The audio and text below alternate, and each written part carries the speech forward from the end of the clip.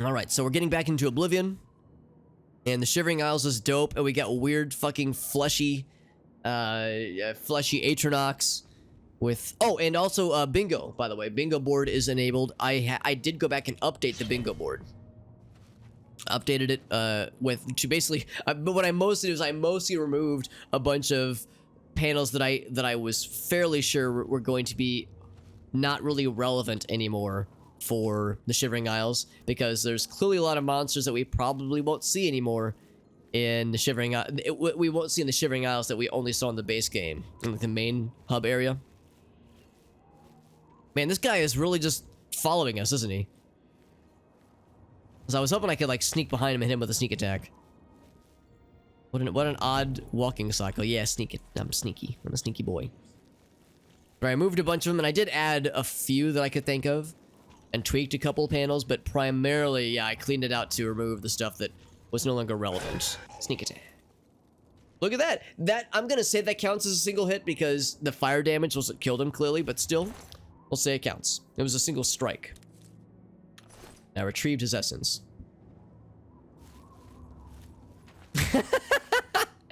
That's awesome, Arctic's like, holy fuck, I almost regressed fucking 15 years. Well, 23. So, 20 years? Damn, 20 years. Y'all ever nap so hard you go back in time by 20 years? Post-nap is brain. Oh boy. Alright, let's try this again. So, yeah, I don't really know what happened there. The game just said, nah. Game said, you're good, fam. Don't worry about it.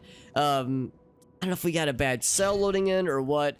Maybe it doesn't like the fact that I've applied the bug fix patch to an existing save. Maybe it would have preferred I would have tossed it into like a new save. I don't know. I have no answers. But I'm gonna hope that was a one-time thing, and that it's gonna be on its best behavior now. Its bestest behavior now. Also, I'm gonna still go in for the sneak attack, and I was gonna fuck this man up. Fuck you.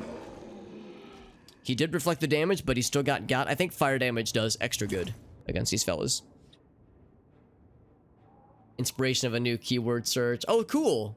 Oh, okay. So, well, we'll see, Arctic. That's part of the fun.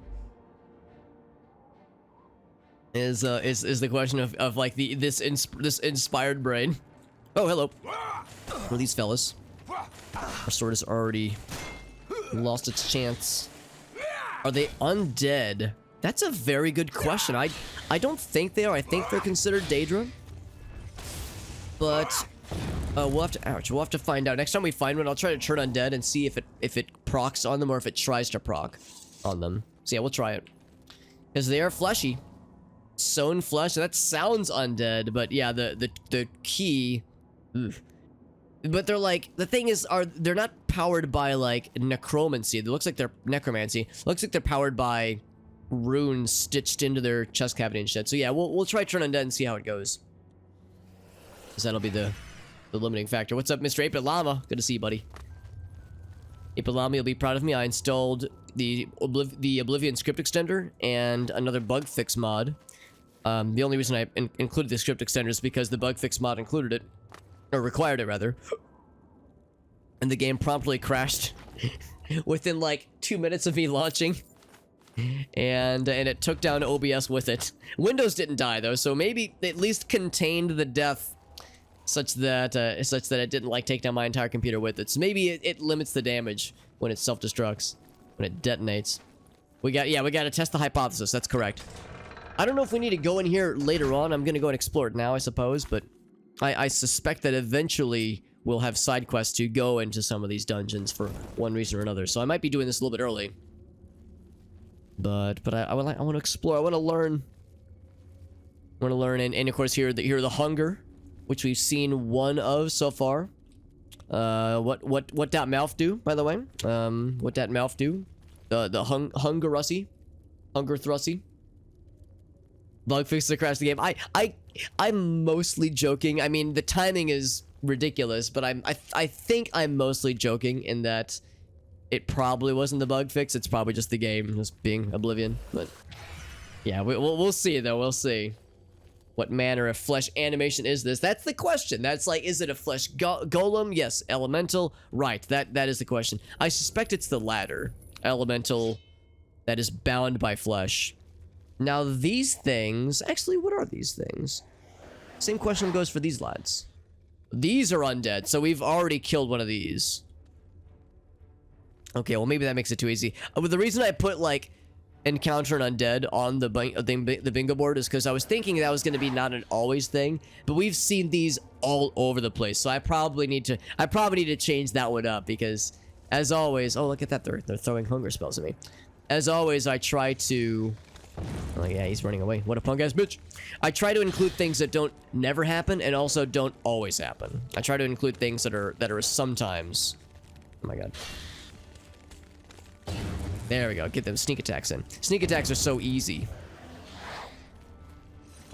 with these tanky boys, except they don't always work. Yeah, see, he's not getting sneak attacked. Sneak attacked. Looks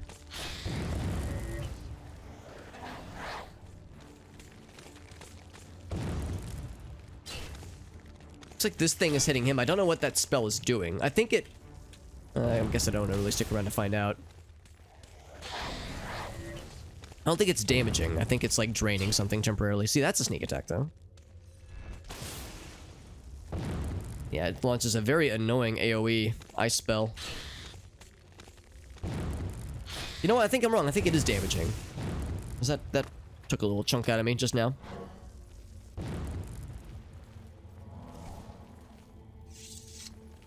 Shambles. Yeah. With their actual bone marrow. How about that? So yeah, what do you do? It's not damaging elements or attributes, is it? No, I think it's... Oh, one more time. Hit me. Do it. Oh, yeah. Okay, so yeah, it's just damaging health. 18 health, so not too bad. Annoying, but probably won't be a deal breaker. Well, the game's behaving itself now, so we'll just hope that it's gonna continue to be nice to us. And then, by the way, let's see if Gracie read that redemption and is like unsure of how to respond. No, I think she has gone to bed because she hasn't. She has not read the response yet. So that'd be an odd one to be left on read for, the phrase being left on read. That'd be a what? Oh, look at that. I can't turn this glad. Oh, he's a replete shambles. So he's a big shambly boy. Yeah, that'd be a weird one though to be left on read. Oh, and it's like oh gosh. What kind of damage has this dealt? What was the redemption? You could probably see it yourself, Arctic. Yeah, it was. Yeah, Quirky's got it. Quirky's got it because she's like, oh god, I need to know how she's gonna respond. Can you guess who it was, Arctic, who redeemed that one? You can probably see it in the mod list, the mod viewer, but in case you haven't seen it, would you guess?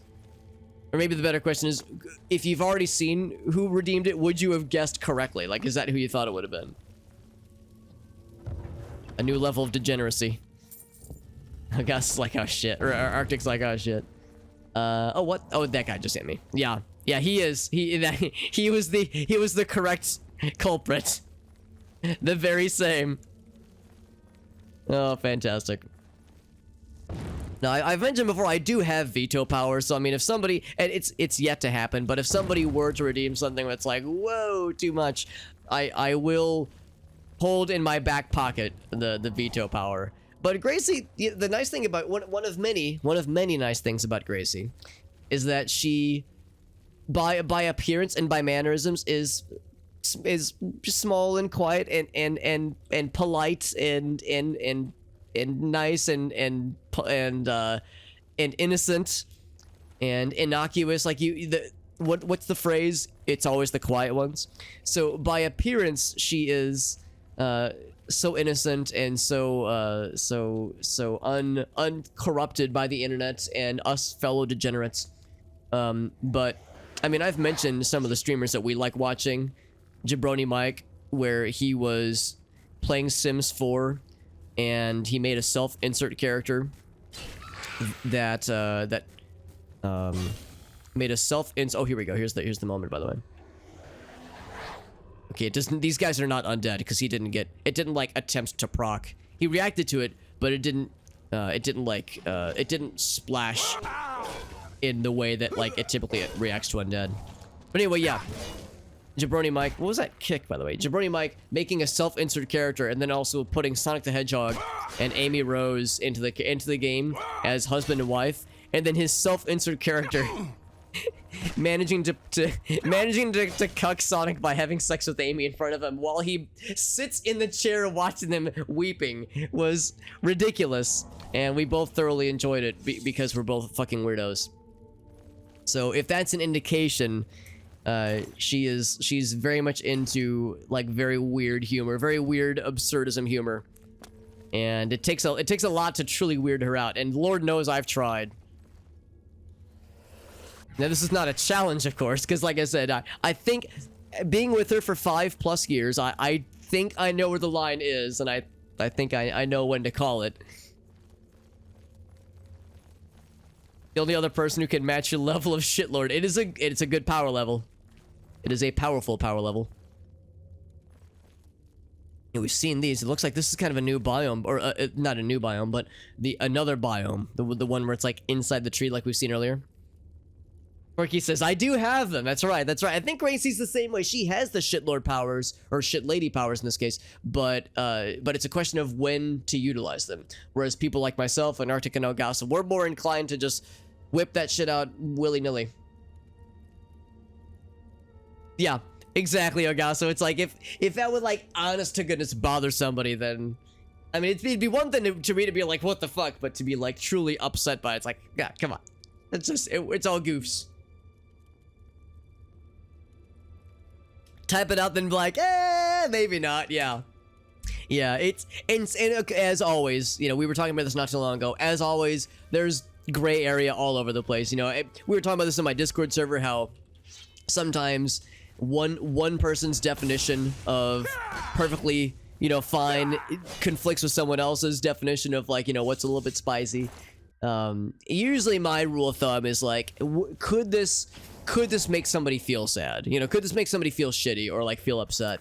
That's usually the litmus test. Like the one, yeah, like the one Arctic or Elgaso Redeem, no one's gonna be upset by. People might be like, dude, what the fuck? That's weird. But no one's gonna be like offended or like, no one's gonna like feel awful about it. It's like, no, it's not gonna ruin anyone's day. Like, it's fine.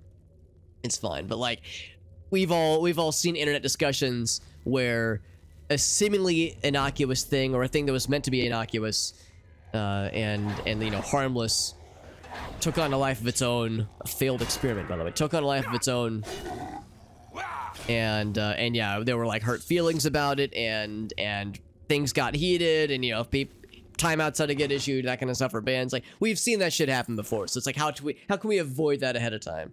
So I do try to keep an eye out, and I do try to keep that in my mind when I'm making weird, dank, fucking stupid jokes, but I like to think I've got a pretty good sense for it, but not always, you know, not always, obviously.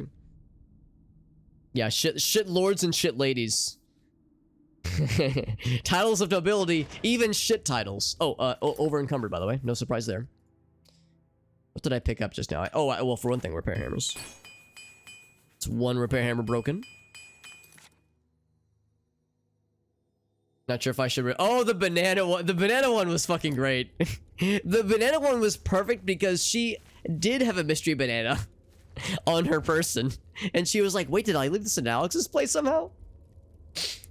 Causing actual anxiety. Yeah, the good thing is that she's on to us, Arctic. She's figured out if she gets a message from me at like fucking because I never message her that late, unless it's one of these redemptions. So if she gets a message from me at like any time after 8:30, 9 p.m. Central Time, from me with like no other context, like, it's one thing if I'm responding to her or something, but yeah, if it's just out of the blue from me, she, I think, has a pretty good idea of what's going down. That banana one was perfect though. I know it wasn't. It probably was. It was just a coincidence. Obviously, it was just a serendipity, but it worked out so well because of her mystery banana, And I'm always happy to talk about my fiance's mystery banana. Jesus Christ. Let's, oh, I want to be sneaky. I want to be sneaky, boys. I like being sneaky in this game, especially because I made a character that is not sneaky. Yes, there it is. So fire is extra good against these guys. Lightning, not so much.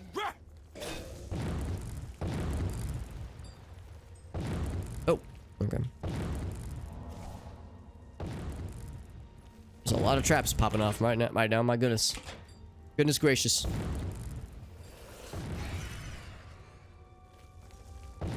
Oh, there's 2 of them. That's why. No fucking wonder, dude. The mystery banana on the hidden camera. Arctic's like, whoops, I didn't say that out loud, did I?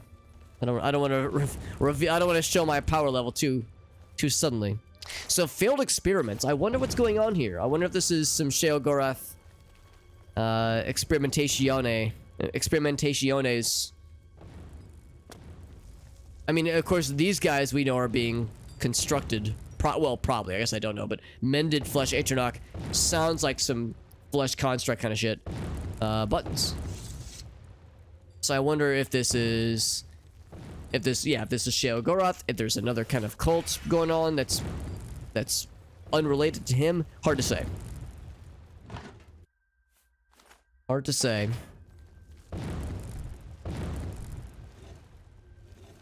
That disable these lights for a bit? Yes, that's exactly what it did.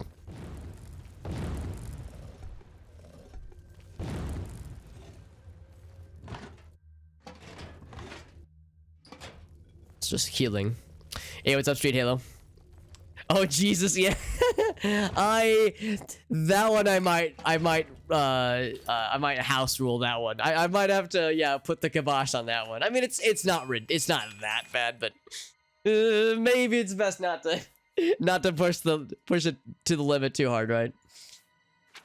Yeah, because then you get the double whammy. It's like kind of an awkward question, and then also the wrong name. Wouldn't be worth it probably wouldn't be worth the risk. It probably wouldn't be bad. It would probably be fine, but yeah, I would err on the side of caution for that one. Well, let's see. What are some things I could drop? Because I've once again I've reached my carrying capacity. No surprise there. Of course, I could just drop a bunch of potions. I mean, these are things I just plan on selling anyway, and I don't need the money. It's not like I'm exactly struggling right now with 421,000 gold to my name right now. So I think we're surviving. I feel inclined to keep these in case we need to fight more gatekeepers in the future. Although it wouldn't make sense for it to be like the same. She wouldn't have multiple children, so that the gatekeeper wouldn't. Well, it was the salty tears, I think, maybe. I don't know, I'm just thinking like this could be a thing again at some point. Like it was assault in the tears. I don't think it had to do with the fact that it was his mother. I think any tears would do. And our guy is the sad master, so you know he's all about copious tears. Let's just do the regular restore health potions, because we have all the strong things in the world. So yeah, these things. That guy, and I think there was... Let's be honest, I don't need 20 of these anyway, so let's drop like 10 of them. Or let's drop 5 of them. Bloop.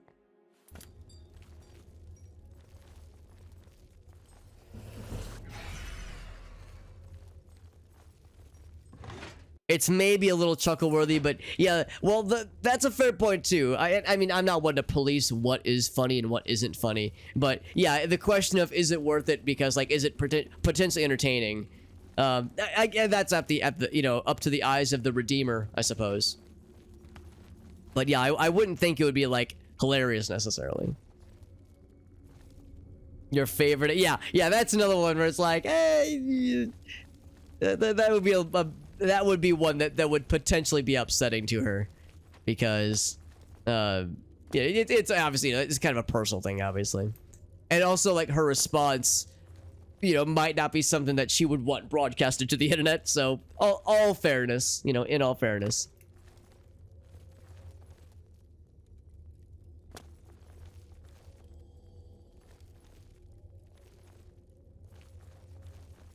Do you still love me? Do you still wait, hold on, it was the you that makes it sad, or do you mean it's like, yeah, who's your favorite ex, and she says you? Oh god. Yeah, there you go. That's, yeah, that's like that's the ultimate power move. So there's that one door there, by the way. Oh, let's actually check the map. I'm like getting a little bit turned around. Okay, yeah, that just connects to that same room then, because we saw this from a distance. Well, we came through there. Oh, here we go. Here's the main entrance, I think. Yeah, here's what led us here. Because we fought this lad. Oh yeah, here's more of this, more of the madness ore, which I'm assuming will come in handy for something. Because it was the madness ore was mentioned as like some like something else was going to need this. Something or someone is going to need this.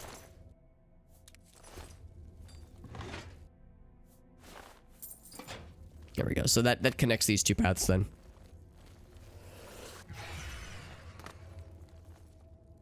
Been up since 6. Oh gosh. Oh, so yeah, of course, buddy. Have a great night, my friend.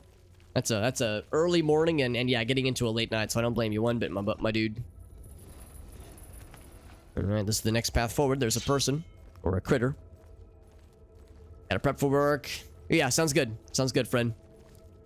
I gotta go since I'm the teacher, I guess. Yeah, I think for a lot of us, tomorrow is probably back to the old grind.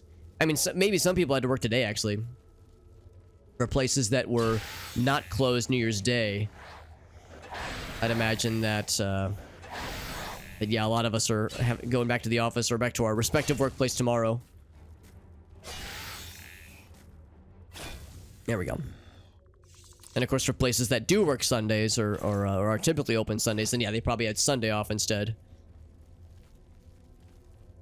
Yeah, because my first day back to the workplace is gonna be tomorrow, and I'm so excited. It'll be fine. Experiment chambers, hell yeah! Let's go ahead and save. It'll be fine. I'm not looking forward to it, but I'm not like beside myself with misery. Yeah. Augusta says there are other options, man. There's other career paths.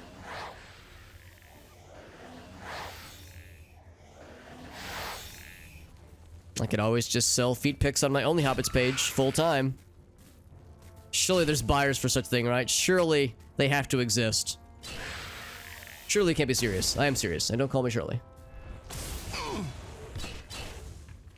Stab in the face. I'm kind of surprised we're only seeing, we haven't like seen any additional tiers of like regular undead.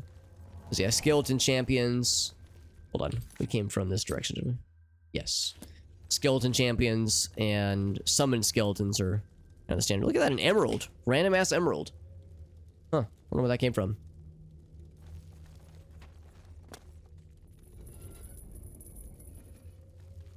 Oh. Okay. Well. Oh! There's people down there. Oh, and I don't want to, like, fuck them up. Uh-oh. Alright, I'm gonna save because I'm a little bit afraid of what these switches are gonna do.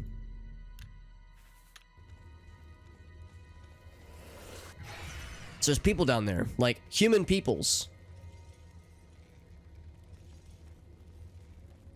Hunger versus shambles? Are they fucking running, like, money matches down here? Elven catalysts?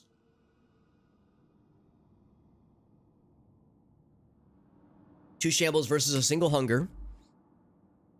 Presence of a warm body causes the hunger to increase its ferocity. Territorial hunting imperative is lacking in the shambles. They seek to destroy life, not to devour it. Find a hunger to his cage while leaving an unspoiled high elf female in viewing distance. They have a thirst for elf maiden blood.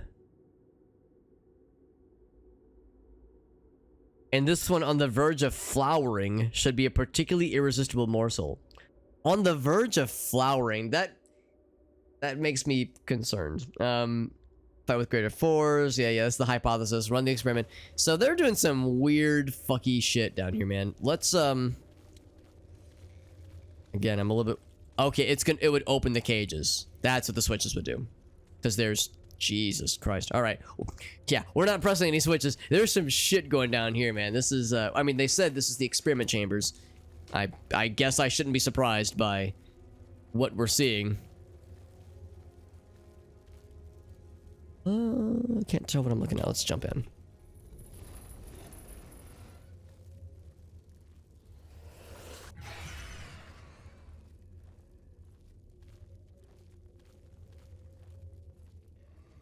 It's quiet. Too quiet. I don't know, man. That first room is kind of fucky. Oh, there's no one here. Just... Oh! Okay, well. I found the dumping ground. The dead body dumping ground. Oh, these don't have a lot of health. Yeah, she was a test subject. I have a sneaking suspicion we're gonna learn... or, like, hear about some of this stuff when we meet more NPCs and do some quest lines. We're probably gonna hear, like, NPC, maybe rumors about, like, oh yeah, I heard there was some, like, weird facility elsewhere where horrible experiments are being carried out. Yeah, so yeah, so that's what this is. That's what this is then, yeah. Oh boy. I think there was an area above. Oh, it's a bridge that maybe I can jump to it. Oh, look at that. So a slight sequence break, mayhaps. Oh, never mind. This just connects. Yeah, we've already seen that then. Then they can't hear my swing. They can't hear. It don't mean a thing if they ain't got that swing. I like that one attack where he sticks his leg straight up. It's like Ganondorf's up tilt in Melee, where it just it's a very it's like he's presenting himself like, here it is. Go for it, fam.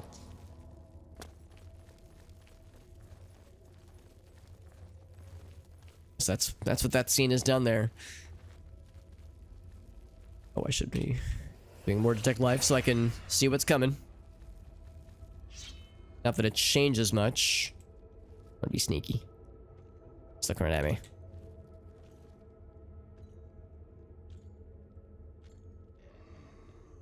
Turn around. Turn around.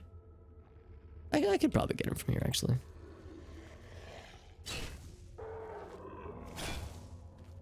I'll piss them both off. Fuck both of y'all.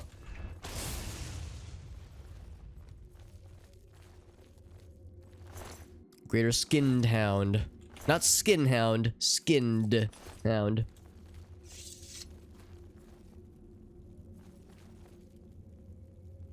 Thought these were candle. I mean, they're I guess torches or sconces, but a little bit weird. We're probably getting into the test, like the test chambers proper then. I see zombinos.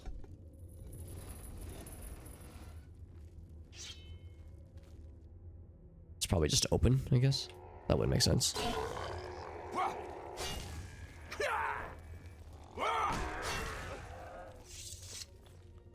So the failed experiments aren't always animated, though. Sometimes they are, sometimes they aren't.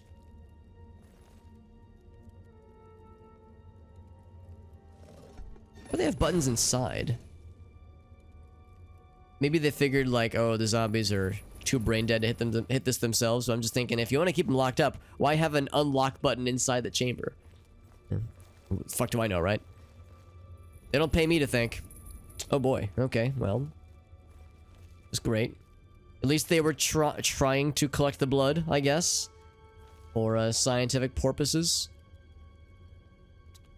Yep, that's a thing. That's a thing, all right. We've definitely established that there's some, we'll just say questionable, ethically questionable scientific experiments happening here. In the name of science. Or in the name of eldritch abominations. Something living down there. Something animated, I suppose. Living is a generous term. Yeah, strong healing. Strong healing.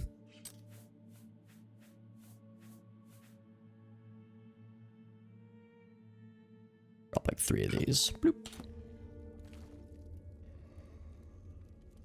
Haven't found Grandmaster equipment yet. Grandmaster alchemical equipment yet. Actually, anything on this person? Nope, just flesh. Just tasty, delicious flesh. that we could consume. I don't think we should, but we could consume it. It wouldn't really give us any benefit. Ouch. This guy must have seen me. He reflected my shit.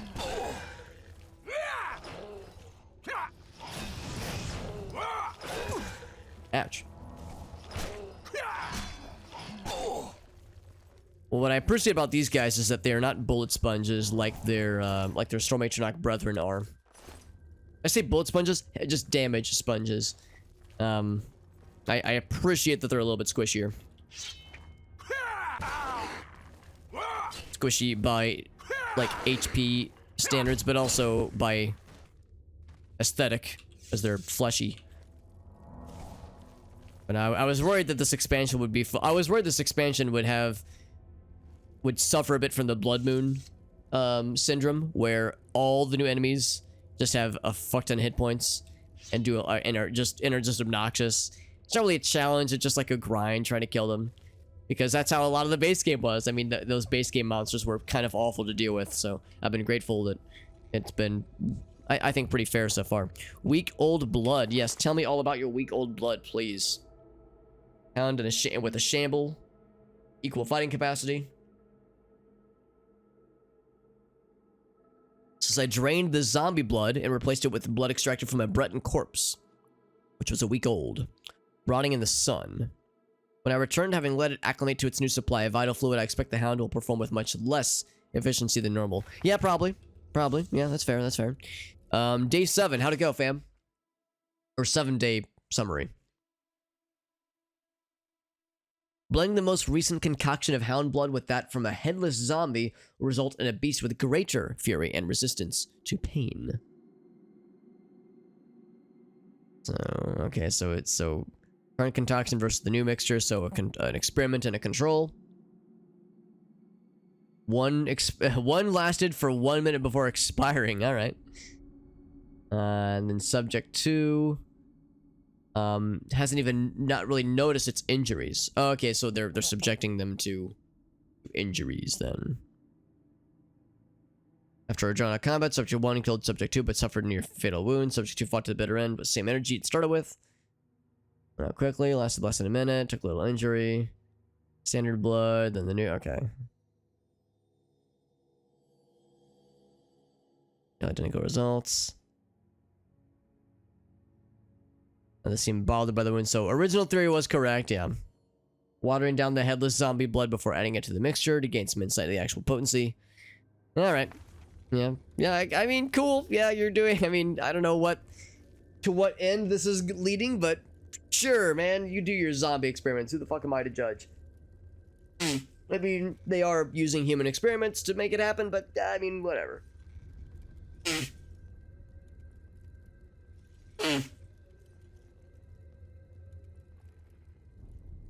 Sorry, my nose is still gross and runny. It's been very rainy today, which is actually kind of nice. It's probably a good thing that it's been rainy. Are they gonna fight? They sure are. Can I get in there? I don't think I can, actually. Now, these might technically be undead. I could perhaps turn either one. I expect this guy's gonna win. Oh, he didn't! Wow, I'll be checked. I'll be shocked. I'll be shitted. Put them both out of their misery, honestly. Yeah, I figured that these lads, the Bone Boys, are just heartier. Because it seems like they are based on my combat with them, but maybe that one was weakened. In a weakened state. As that delves further.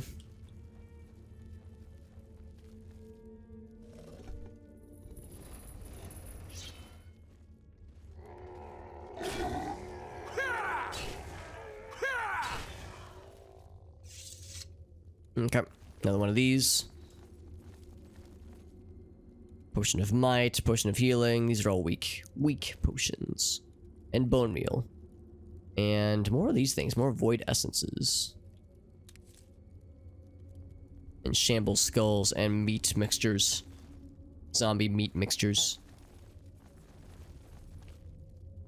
Was there anything else up here on this level? It does loop back up top. I think our destination is to delve deeper down, which is that way. Let me check the map real quick. Yeah, but this is a new path as well. Okay. Oh, this actually might lead out.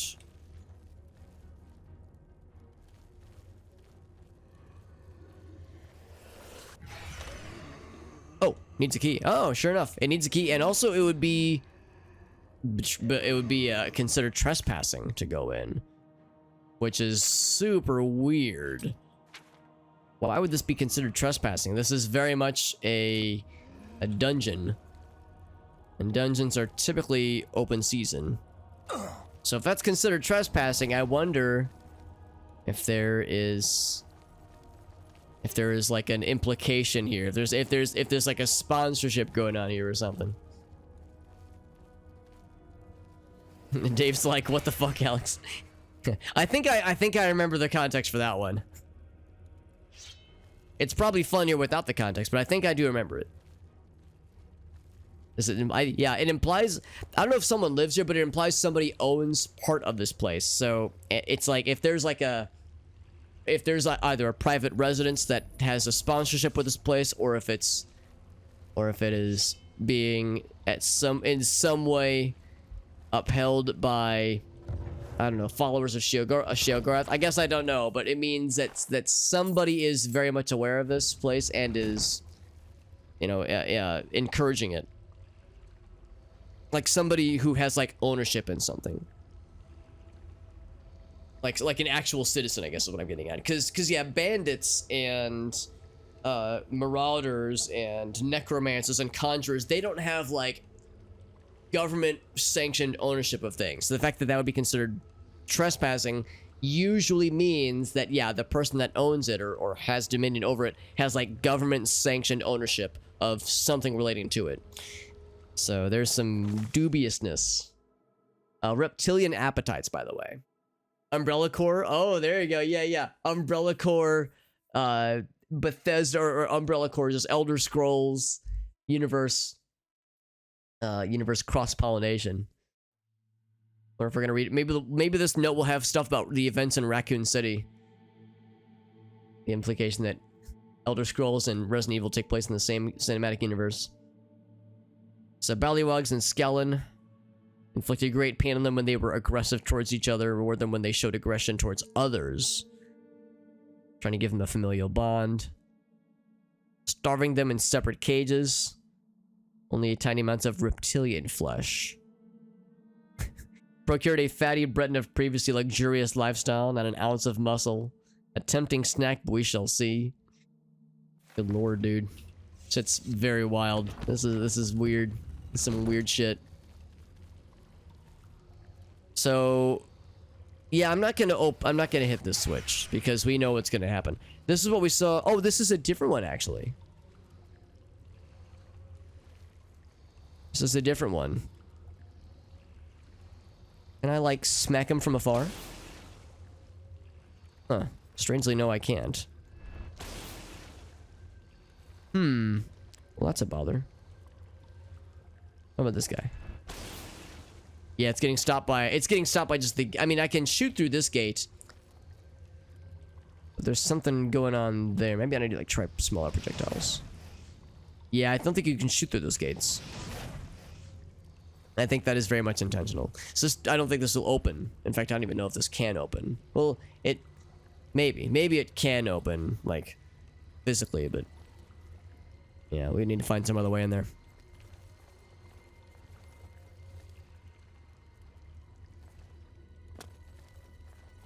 Actually, does that mean this is the end of the line? I think this was the last avenue to check, because that has a locked door right there. Yeah, I think we've seen all that we can.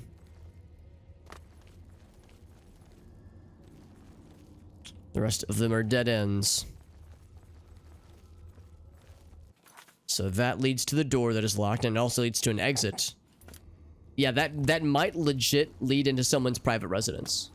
That might be actually what's going on there.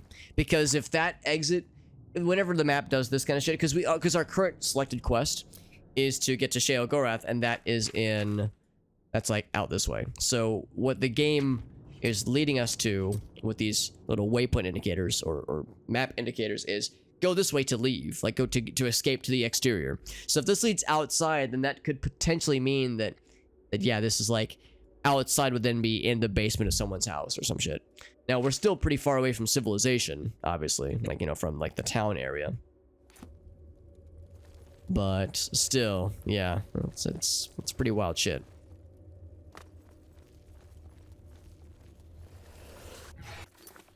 Let's go ahead and boogie though.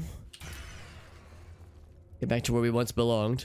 I think there was... Oh, never mind. No, we really have explored everything. We did it big.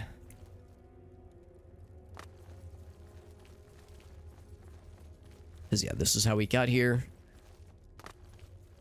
It's possible there was another avenue to explore here at some point. No, we did this pretty well too. I think we covered it pretty well too, actually.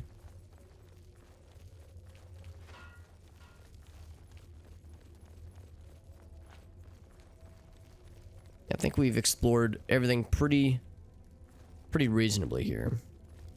Anything behind here? No, nothing I can see. Whee!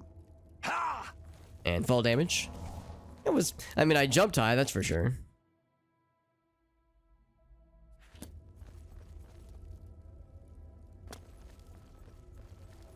Now, I'm trying to remember how it was. How in Morrowind you have the Scrolls of Icarian Flight. That very iconic area right, like just outside of Saint Denis in the starting area, when there's a book on the ground and there's a dude in the sky that falls, and on his corpse are the Scrolls of Icarian Flight. And of course, if you use the scrolls and then jump, you get fucking yeeted into the sky, and then unless you land in water, you die instantly. I was just thinking, it's one thing, I guess, if it's fortified acrobatics, because acrobatics, I think, implicates or implies the fact that you should be able to jump better, but also I think land better. I think acrobatics means you jump really well, and can handle yourself well when you land. So I think the Scrolls of Icarian Flight, I think it's fortified jump, not acrobatics. I'm trying to think more about that. Because yeah, I think fortified jump only handles the first part of that transaction. I don't think it gives you any benefit for, you know, the aftermath. The minor issue of how the fuck do I survive this ordeal. I remember last time, by the way, we tried to run up that hill. I tried to pull a Kate Bush and run up that hill. Of course, we auto-saved just now. I probably don't need to manually save, but I'll go into it. Hey, what's up, John? Cast a second scroll. Oh, maybe that's what it is, John. You're probably right. So maybe it is Fortify Acrobatics, but it's like for 2 seconds.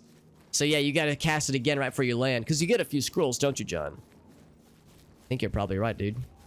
Thank you for joining, by the way, bud. I appreciate you joining in, but yeah, I think that's exactly it.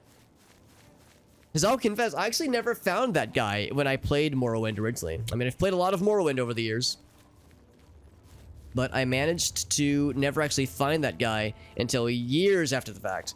Because I remember hearing people talk about it. It's like, yeah, I found a guy who like fell from the sky. It was weird. And I never found it, but I never knew where to go. What I would do is I would just like immediately head towards Balmora. So I stuck to the main paths. You can see what I'm trying to do, by the way, right? You can see I'm trying to, we call them Skyrimming up the mountain, but really it's just Elder Scrollsing up the mountain. Because I don't want to have to go through the underground passage to get back to where we came from. Just because it took a while, it was just kind of long in the tooth. Because yeah, this like bowl area is very inconvenient to get around. Because yeah, that was the first area we explored, I think. Yeah, we've already been through the Gates of Madness, all that jazz. So let's do this. Yeah, let's bound down this way. I think what I'm going to do is I'm going to continue. I guess I could warp too. Yeah, there's nothing stopping me from just warping, I guess.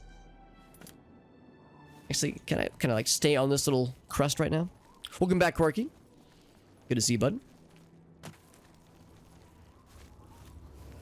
It's actually kind of nice because, yeah, again, this area, it's cool. Oh, what's going on? Okay, well, OBS is being fine, but the game is being not happy with me. Now, we did have a game crash around here not too long ago. Oh boy. That's not good. It's not crashing yet, but I think I might go ahead and kill the game because I feel like it is being unhappy with me.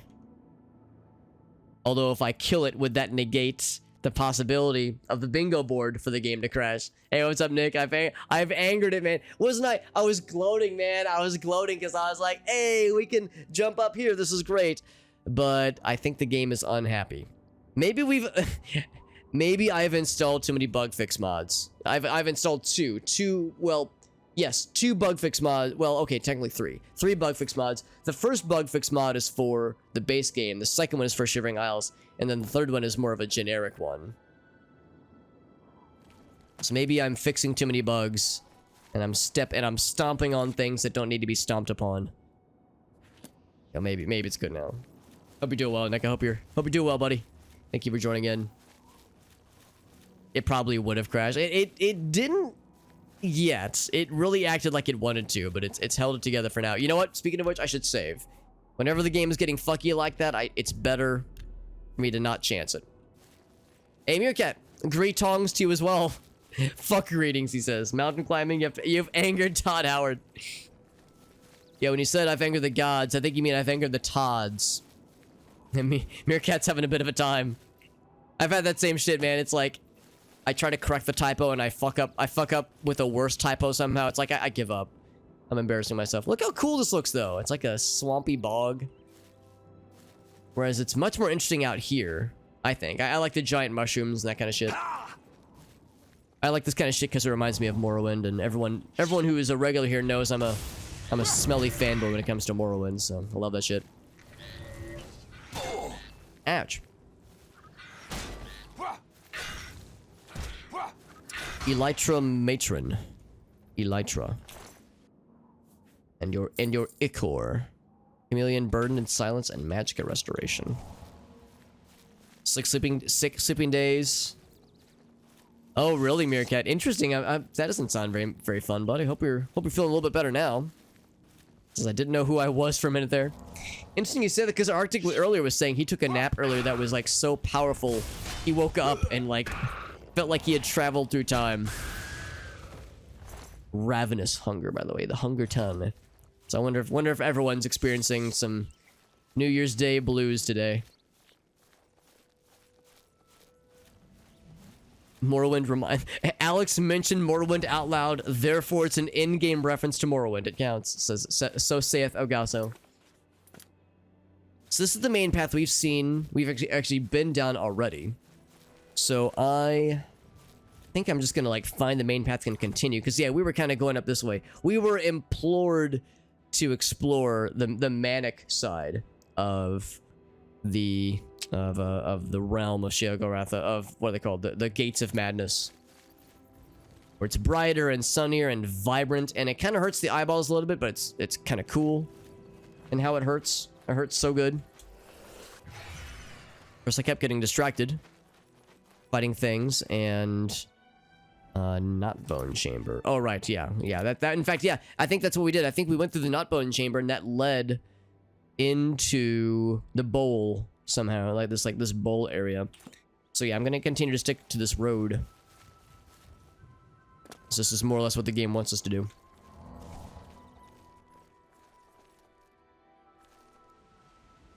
Oh, you got the... Oh, I got you, Meerkat. It's because you got Corona. I'm sorry, man. Well, I hope you're able to take some time off work and chill for a bit, dude, because, yeah, that shit's not fun. So I've heard, at least. I've yet to get it myself, but it's probably only a matter of time, honestly, because I do have to go back to the office pretty soon. So it is only a matter of time.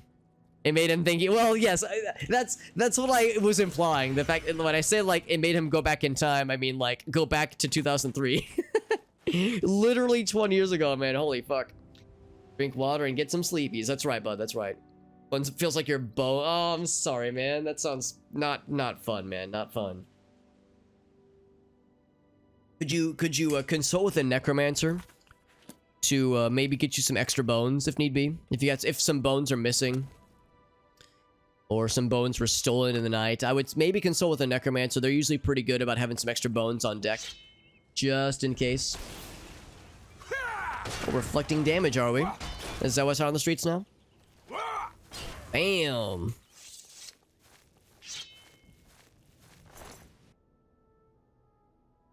Got the mom. Yeah, got the teacher. The teacher like caring after others. Trait was taken over, understandably. That was our third hammer just broke, by the way. So if anybody has the break 3 hammers channel point or break 3 hammers bingo panel, that would be satisfied. We just broke 2 more. That's 3 overall. Haven't caught it till now. That's good. You've made it this long without getting it at all. Because I know a few people that have gotten it multiple times by now. Sledgehammer chiropractic. There you go. Yeah, this. How could I forget about the sledgehammer chiropractic business that I'm sure is just booming right now. So we have a camp on the radar. In fact, I actually might go towards that because that might be something interesting. This looks so cool. Again, I just love the mushrooms. I love the landscapes. So pretty. So freaking pretty. We're bringing it back, Meerkat. Morrowind is 21 years old. You know what? You're right, John. It must be. Yeah. Yeah, I think I saw stuff last year, like celebrating Morrowind's 20th anniversary. So that means Morrowind is nearing. I mean, it will probably be 21 years old pretty soon. Because I don't think it came out in January. I think it came out like later in the year, in 2002. But that then means at some point in the year, Morrowind will be old enough to drink Wretched Camp. 5 times? God damn. Yeah. Yeah, after 5 times you get... Yeah, achievement unlocked. Gained new title, Plague Rat. Oh, this motherfucker saw me from a distance? Thinks he's so cool. Are you a high elf? Oh, look at this! Hunger on hunger... hold on. Oh, never mind. I thought he was gonna, like, be on my side. I don't know why I thought that. That was a foolish notion. Oh, paralyzed proc. Look at that. Doesn't feel so nice now, does it, motherfucker?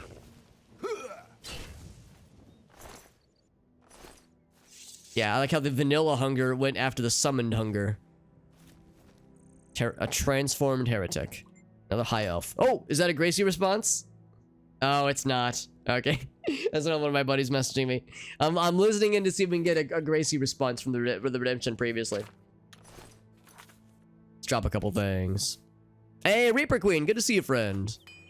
Reaper Queen, you probably know exactly where we are right now, by the way. Oh, I think you stopped in the other day, actually, so you probably already know we're in the Shivering Isles, but we are indeed gaming, and we are indeed shivering. You know what? I should also just use a bottle of stone. I might as well. I have plenty of need since we're fighting lots of things in this wretched place. And I can call it a wretched place because this is the wretched camp. Also, I should save. Do a new save. The gluttonous hunger. Corky says, "Excuse me, that's not a very kind phrase, man." Oh, that's nice of you to say, Meerkat. No, I'm happy it's a positive thing for you, buddy.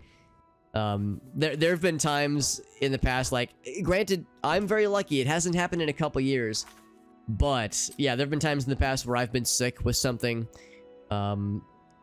You never anything bad, but it's like, yeah, you're sick, you don't feel good. It's like, dude, I just want to like watch streams or watch YouTube videos and just vibe out for a bit. There was one year in particular where it would have been like March, I think. Oh yeah, that's what it was. It was March of 2019 because my birthday is in March. I remember now. So it was the year I turned 30. My 30th birthday was spent sick with the flu. I had gotten the flu from somebody. And it wasn't like horrible, but it was gross. You know, it wasn't stomach flu, so it was never any like stomach grossness or gastrointestinal duress. It was just like, you know, lung grossness and coughing and sneezing and runny nose, just gunk, just unpleasant gunk. And I was like, all I could do was sit on the couch. Not even in my bed, because I needed to sit upright, because I needed the shit to fucking get out of there. So all I could do is sit on my couch and watch streams. I couldn't even chat. Like I didn't have the energy to like type on a keyboard.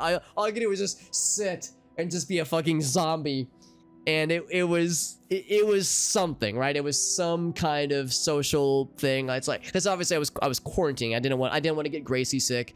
That was also around the time where her dad started to get sick. So, you know, I wanted to make sure that was being a good boy. But yeah, that was like a very prominent memory. I remember one of my favorite streamers at the time. I don't watch him as much nowadays because he like plays other kinds of things. But one of my favorite streamers at the time went to Japan and was doing IRL streaming from Japan. And so I was like vicariously living through him as he was traveling and seeing the world. And I'm stuck at home, sick and gross and disgusting. Ugh, not a good time, man. Not a good time. But anyway, it's a lot of words to say. Meerkat, I hope you feel better, buddy. That's not nice. Not a nice thing to have to deal with. This guy's nice clothes. He does. Look at this. The heretical clothing, which is actually not too dissimilar from my archmage clothing. I wonder. Look at that. I wonder. Indeed. Indeed. Yes. I wonder if that's just a coincidence. Hard to say, but that is...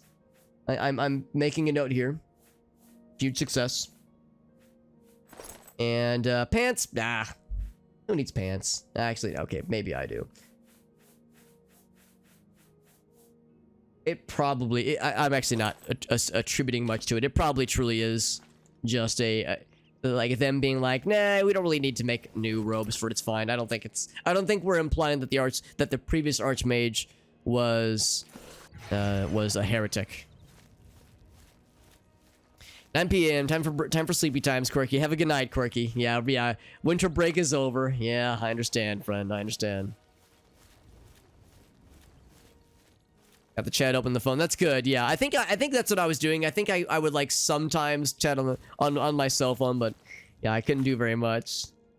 That's like a nice life. But yeah, for the streamers that were going to Japan. Grace and I have talked how that would be like our ideal destination for a honeymoon. Because we're getting married in a few weeks, but we don't have any like plans immediately, at least, to do a honeymoon. Of course, we're getting married in Hawaii. That's kind of like a built-in honeymoon. That's why we're in no hurry. But we went to Hawaii last year, and that was our first time going, and of course it was special because that's where we got engaged. So that was, you know, a very nice and like enjoyable thing to do. But we kind of want to do something weird for a honeymoon. Like, you know, you kind of want to go somewhere you've never been when it's a honeymoon. Do something strange and out there. Somehow that was a sneak attack, by the way. I'm not sure how, but I'm not complaining. At the nobleman. So we'll see. It would be really cool. Japan is very intimidating because it's quite different. You know, quite different in many, many ways from any place I've ever been. But it'd be pretty sick. So it would be, that's the pie in the sky. And of course I'm getting distracted, by the way. There's a dungeon in the distance. There's not as many dungeons and caves to explore in the Shivering Isles, so far as I can tell. So I'm incentivized to seek these out more. Oh, sitting in bed doing nothing. It was nice insofar as I didn't have to, like, you know, I took some time off work, obviously. But it sucked because I wasn't able to enjoy it because, you know, I couldn't play video games. I couldn't do anything fun. All I could do was just sit there and try not to fucking gag on the phlegm in my lungs. It was not a good time. Does anybody ever have the thing where, like, you're sick and you feel awful and it's just everything sucks, and you think back to when you were not sick and you're nostalgic for it? You're like, man, I remember when my nose worked and I could fucking breathe through my nose. Or like, man, I remember when I could breathe like a full breath without fucking gagging on phlegm and gunk. Like, that's, I would have those thoughts. I'd be like, man, I remember the good old days. Like, I'll never take that for granted again. And I do not take for granted that I am not currently sick. So that is accurate. Here it is, by the way. The Dire Warren. Well, it's gonna autosave, but I'll still manually save too. Just to be safe. Evil Nick says, I want the flu. It sounds so fun. I think there was an episode of, like, something. What was it, Rugrats or something? As a kid, there was something I was watching where, yeah, they were like, oh boy, if I get sick, I wouldn't have to go to school. And then they, like, try to get sick, and then finally at the end, they get sick, and they're like, wow, this shit sucks. Like, wow, this shit sucks. I can't wait to get better. Also, Piazza, good to see you, buddy. I'm flattered that I would be your favorite Hobbit. There's actually I know of a number of content creators whose screen names have Hobbit or Frodo or like Baggins, like Chilbo Baggins, and Bobbit the Hobbit. She's rated us once before. There's a person named Hobbit Trash that I follow.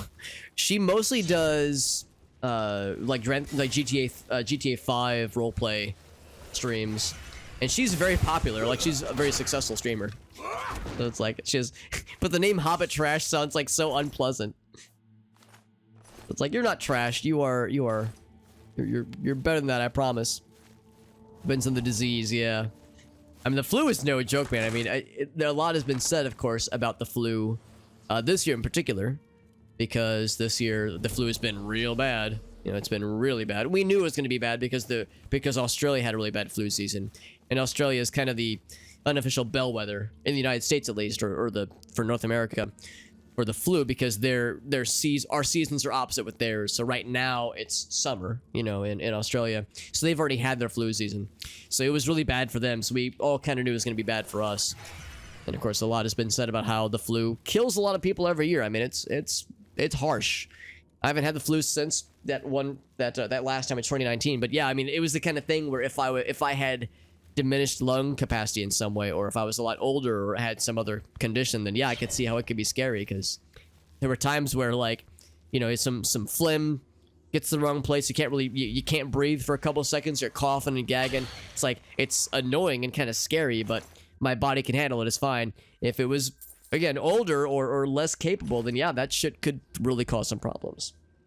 So yeah, like, you know, when you're relatively young and relatively healthy, like myself, it's not so bad, but it's inconvenient. But yeah, it can be scary too. And there's the flu going around. Obviously, there's COVID. Obviously, then there's the other one, the acronym one that I think is mostly affecting kids. I keep forgetting what it's called, but it's like a 3-letter acronym, and I never heard about it until a couple months ago. But that's also been in the running as like the top 3 things popping off right now. Death from above! Hiya! Except he reflected the fire damage. Ouch. Don't interrupt my spells, that's rude. Bam! RSV, that's the one, yeah. I need to remember it as RSV minus the P.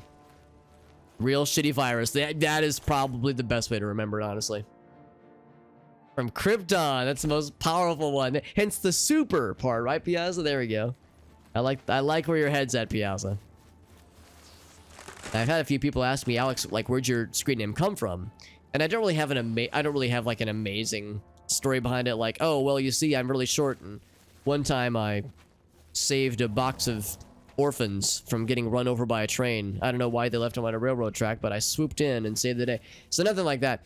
But yeah, my high school nickname was Hobbit, because when I moved to the town where I so in middle school I moved to a different town. My family moved, and I fell into a group of friends, and this will shock nobody, but I fell into a group of friends that were into Dungeons and Dragons, Lord of the Rings. At the time, Fellowship of the Ring would have just come out. The movie would have just come out in theaters. So that was like the new hotness, and everybody was talking about it. So the nerdy group I found myself drawn to was, again, into Lord of the Rings, Dungeons and Dragons. And at the time, I still am, obviously, very short. I've always been short, but I had shaggy hair. Of course, I was clean-shaven because I was like 12. And they were like, hey, he kind of looks like a hobbit, and it stuck. And so my nickname amongst my friend group for high school and middle school was Hobbit. Ah, I got silenced, fuck you. It was Hobbit. And I always love telling how to this day, there is a small number of people that primarily, that I know IRL, like not internet people, but like IRL friends that I've known for about 20 years now.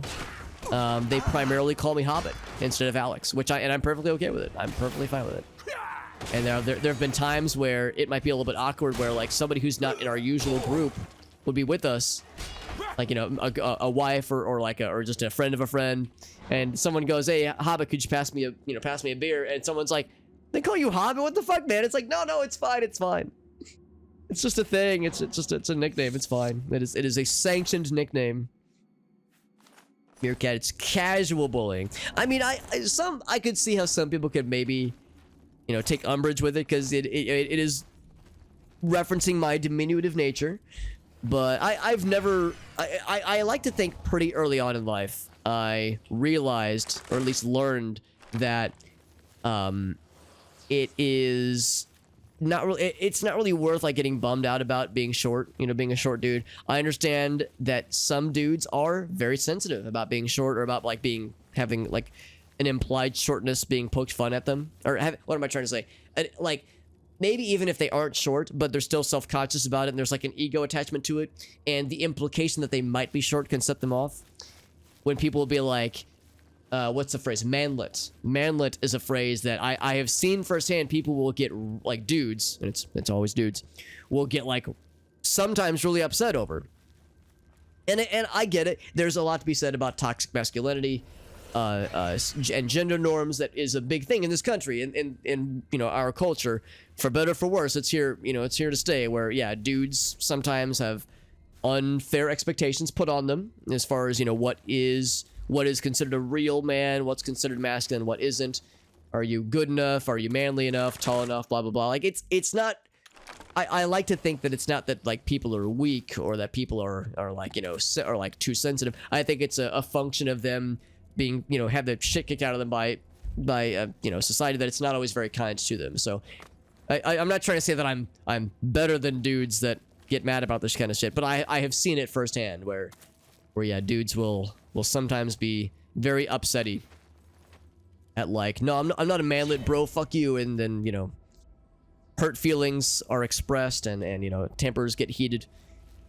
But no, I mean, early on in life, I was like, hey man, what the fuck can I do about it, right? Like, you know, you're short, that's the cards you're dealt. Can't really do much about it. Yes, there are plastic surgeries that are apparently horribly painful, also horribly expensive, and give you very limited results. I think I heard there's like a surgery that some people are electing to do nowadays, like it's becoming more popular or more common, where it's like they surgically break your femurs, inject metal rods in them, and like slowly over time they like extend the length of them. So it just makes your leg, like a part of your legs, a little bit taller, but only a little bit. You get like 3, maybe 4 inches out of it, which is, I mean, for if someone's like 5'9" and they really want to be 6 foot tall, then, you know, it pushes them over the edge. That's fine. But like for a dude like me, I'm 5'3", man. What's 3 inches gonna get me? 5'6"? That's still below the, you know, the national average. So it's like, what good does that do me? And again, it's so expensive, and apparently it's extremely painful. Like, it's apparently a very awful experience to go through this particular surgery. So dude, life's too short, man. Life's too short to let that kind of shit get me down. So I try to take stock of what are things that I can control, and try not to let the shit that I can't control get me down, just because it's life's too short. There's too much other shit to deal with. There's too much other shit that's worth being stressed about. It's like a dig, yeah, Napoleon syndrome, yeah. Can't be the biggest, you can always be the most vicious, Nick. I like your style, Nick says, yeah, you can be small, but you can be mighty. I remember reading something a little while back where it's like, you know, you can't always be the strongest in the room. You can't be this. I take this to stock a lot. You know, it's like you might be short. You can't always be the tallest. You can't be the strongest. I'm definitely not the smartest. Like, I have friends of mine that are smarter than me. It's like there are always things that you are, like, you can do your best. Obviously, you can try your hardest, but there are always going to be people that are better at certain things, that are more what's the word? More I don't know. I can't think of a good word for it, but are like naturally disposed to have like a, you know, a different skill set than yours. This person's more artistic. This person's more creative. You know, a better athlete. Like there's always so many ways to compare ourselves to others, and like feel down about it, and like, fuck, man, that person's so cool. They're so tall. They're so handsome. Like, it's so easy to get down about that shit. So, but it's like, well, what's this kind of shit I can control? Well, I can try to be nice. I can try to be nicer. I can try to be more patient. I can try to be more understanding. It's like, what are the things I can control? So that's the kind of shit I don't always succeed at, but try to spend more energy on. The kind of shit where it's like, what's something I can work on that doesn't, you know, cause me to fucking lose my goddamn sanity, but also has like a, you know, a positive spin to it. So that's how I try. Again, try is the operative term. So I try to look at these kinds of things.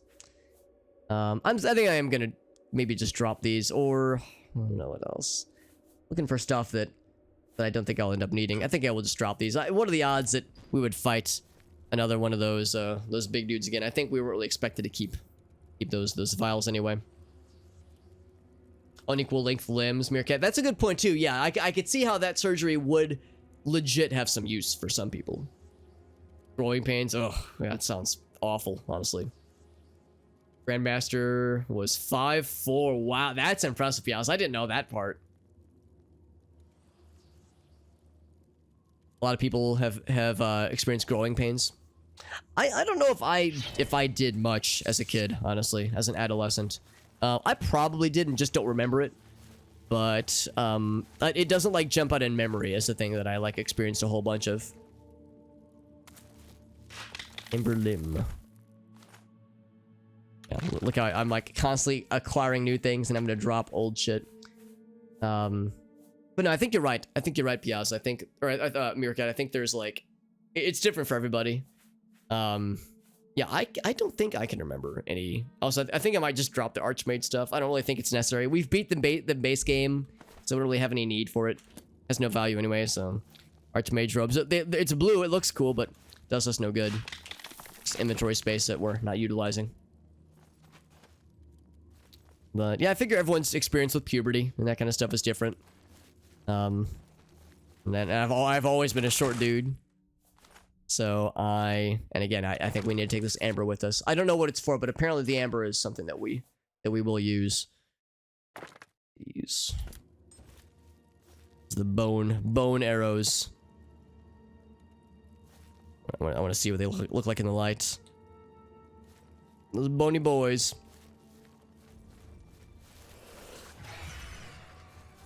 Oh, what's this?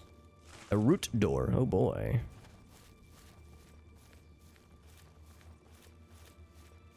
Same kind of pain you get the first week of braces. Oh, okay, but it's in your arms and legs. Yeah, that makes sense. That makes sense. Yeah, I don't know. I don't know if I had much of that. I probably didn't, because like I said, I've always been a short dude. And that was the thing. I wasn't like really surprised when, you know, going through puberty and saw that I wasn't gaining a lot more height necessarily. It wasn't a big surprise because I'm built very much like my dad. My dad is very short too, so I know of cases where somebody was just like they were really short. Oh my god, you okay, buddy? Jesus, look at this guy. He's having a really hard time. He is still alive. Jesus, let's put him out of his misery. Good lord. I think I snapped his spine or some shit. Good lord. But yeah, like I know of cases where somebody was really short in grade school and then had like 12 growth spurts and became gigantic by the time they graduated high school. But so I would have some people say that as like a way to be like, oh, don't worry, Alex, you'll have some growth spurts. But in my mind, I was like, I don't think I will, man. Because again, I'm built very much like my dad. I've had some friends where upon meeting my dad, like, you know, they meet my parents for the first time, and upon meeting my dad, they'll go like, yep, that's your dad, all right. No surprise there, buddy. 5'5" to 5'9". Yeah, that's the thing too. You get a couple inches on the legs, which is cool.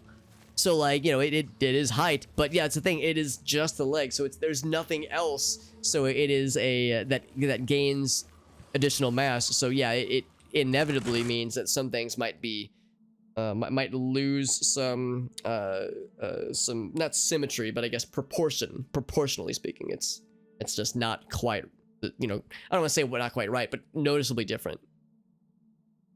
Yeah, and exactly. It's never covered by insurance. It's crazy expensive. Yeah, horribly painful.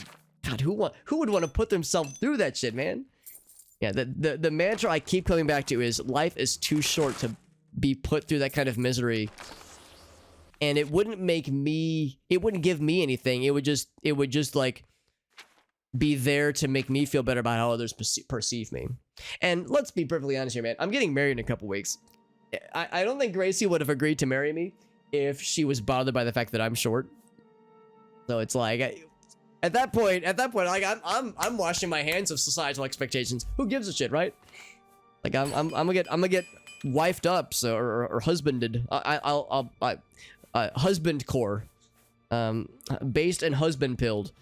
So so yeah, like by that point, I'm past the point of needing to impress. You know, granted, in my single life, I do remember those years. I do remember the years of being single, and the years of dating profiles saying, you know, please nobody under 6 foot. And it's like, well, damn, that's kind of a shame, but that's just what they're looking for. So what the fuck do I, you know, that's what can I do about it, other than move on and try to find someone else. So I will acknowledge that, yeah, the dating life is quite different. It's a different landscape when you're short, because there are people, women and dudes, you know, for all persuasions, that do prefer taller dudes. Again, that's kind of a societal expectation. But it's not that bad, because it's not impossible, because again, I found Gracie, and she's pretty short like I am, but she doesn't seem to have a preference for tall dudes. And if anything, and I like to tell this story. And sorry, I know I'm ranting a lot. Arctic Touch, by the way, is the name of the spell. I'll take it. Weakness to frost 100%. That's pretty good, actually. Wow. I know I'm flapping my gab a lot, but the one story I love to tell is that when I first started dating Gracie, I at one point in the conversation of like people we had dated in the past came up, and you know, the kinds of people we're attracted to, and she had mentioned like, yeah, like kind of in talking about some previous dates she had been on over the years. She was like, yeah, I've always kind of been into small, kind of scrawny dudes, like because she's short, so I think it's like I think tall, someone who's like much taller to her could maybe be a little bit, I'd like to think not intimidating, but so I think the size differential would be like kind of domineering. Like I think it puts her at ease knowing that I'm, you know, fairly close to her height, because she's like 5'1", I think, or 5'0", so I'm only a little bit taller than her. So she's always kind of gravitated towards kind of scrawny, kind of short, kind of nerdy dudes. So it's like, hey man, that's a good. Again, there's like the meme about like, you know, the ideal male form, that kind of shit. But like, here's a case where like she's like, no, I don't want like the big, strong, muscly dude. Like, give me the short, nerdy dude. So it's like, hey, there's someone for everyone out there, man. It's reassuring. Get the arms lengthened. Yeah. So it's the proportional surgeries. So another 25 to 5,000 bones. God damn. Just got to be happy with, be happy with the cards you dealt, man. I mean, there's always like, I could always work out. I could always build muscle. I could always, you know, lose weight. There's things I can influence, but height is something I can't do much about. So just roll with it, bud. Just roll with it. Sometimes things can be shitty. Yeah. Sometimes life can be fucky, but just gotta deal with it. Show up unannounced 7 inches taller. She'd be like, I'm out of here, man. Fuck that. I'd be impressed if I was somehow able to hide that from her. Unless I had the surgery scheduled, like, you know, the morning of the surgery. And they wheeled me out. Of course, I think after the surgery, you're not, like, allowed to, like, stand or, like, walk for, like, several weeks, probably. So it'd be a little bit tricky to manage, but that'd be a very impressive, an impressive fast one to pull. 5'10", yeah, preferring over 6 foot. Yeah, exactly. And 5'10's to me, that's pretty damn tall. It's above, I think, the national average at least.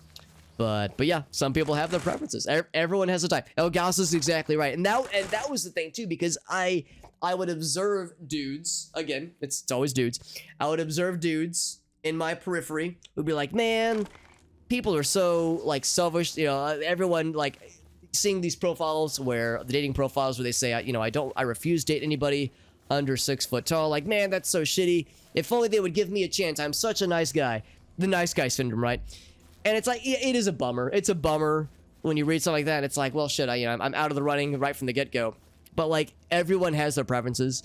I can guarantee you that the dudes being like, I'm a nice guy, they all have their preferences. I do. In my single years, I had my preferences as well. You know, the kinds of things I was looking for.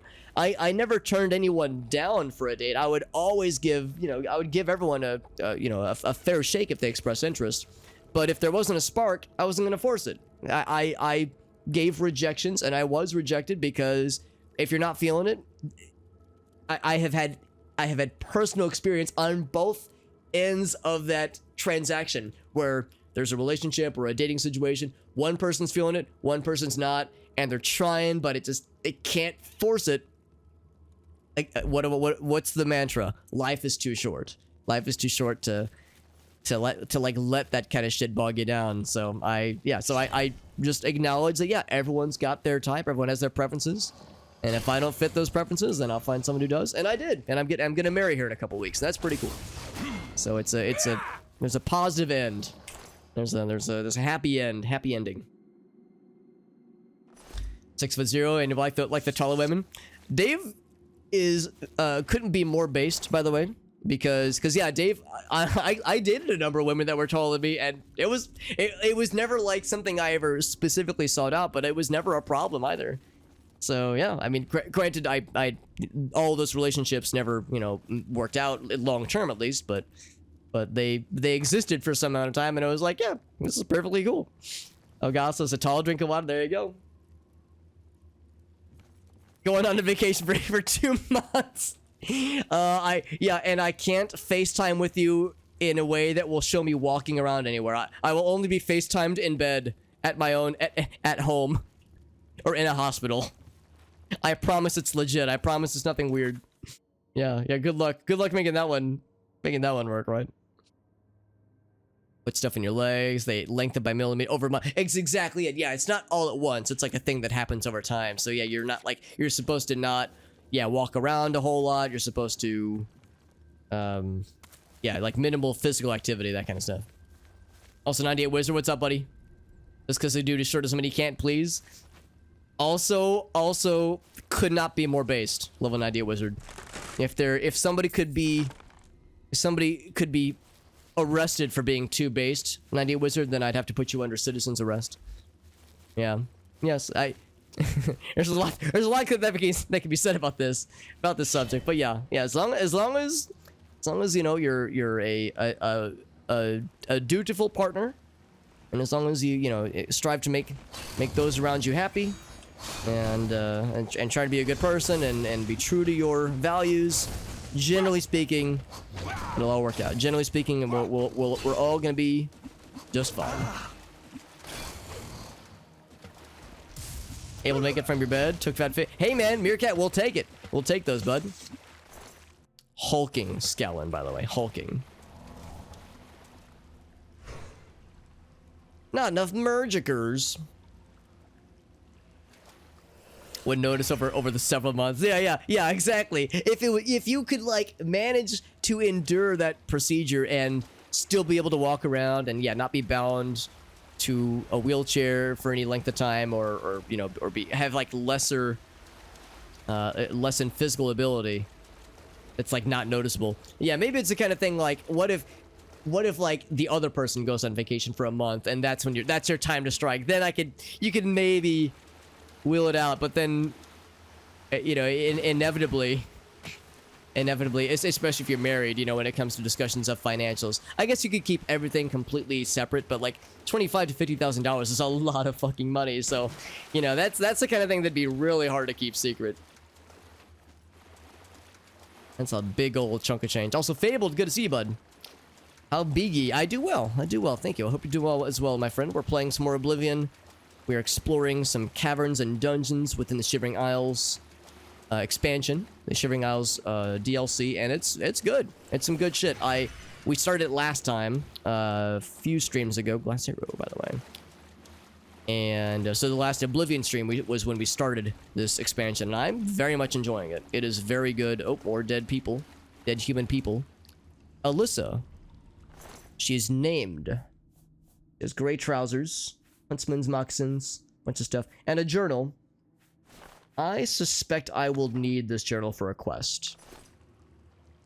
Because if she's a named person with a named bow, so yeah, she was fighting these things. That to me indicates that this is probably for a side quest of some variety.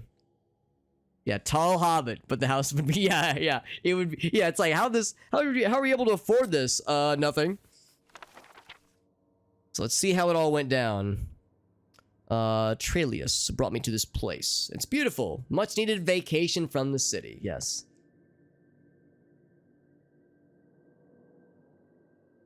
At a spot above the waterfall for frequent bathing. Oh yes. And then Turtus. So Turtus. Hold on. Right here it looks like it says Tyrtus. Oh, maybe it's a J. Because if this is a T, that means this man's name is Turd Ass. Turd Ass is this man's name. You can't be fucking serious. So it's probably a J. Jurtus. Jurtus is a less fucky name. It's less funny, unfortunately. Let's say his name is Turd Ass. Let's just call it what it is. His name is Turd Ass. We're all in agreement. But he's calling this place their home, which is kind of strange. Don't want to spend the rest of my life here, she says. He wants to make this dwelling our permanent home. Would like to convince him otherwise, though. This place is starting to feel like a cage. I gotta get the fuck out of here. I need fresh air, sunlight. Gotta find a way out of here to grab a bit of freedom from time to time.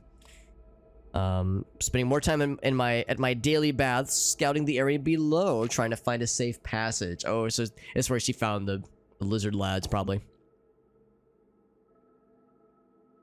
How old is? So I'm 33, Piazza. Yeah, I'm 33, and Grace and I started dating when I was 20.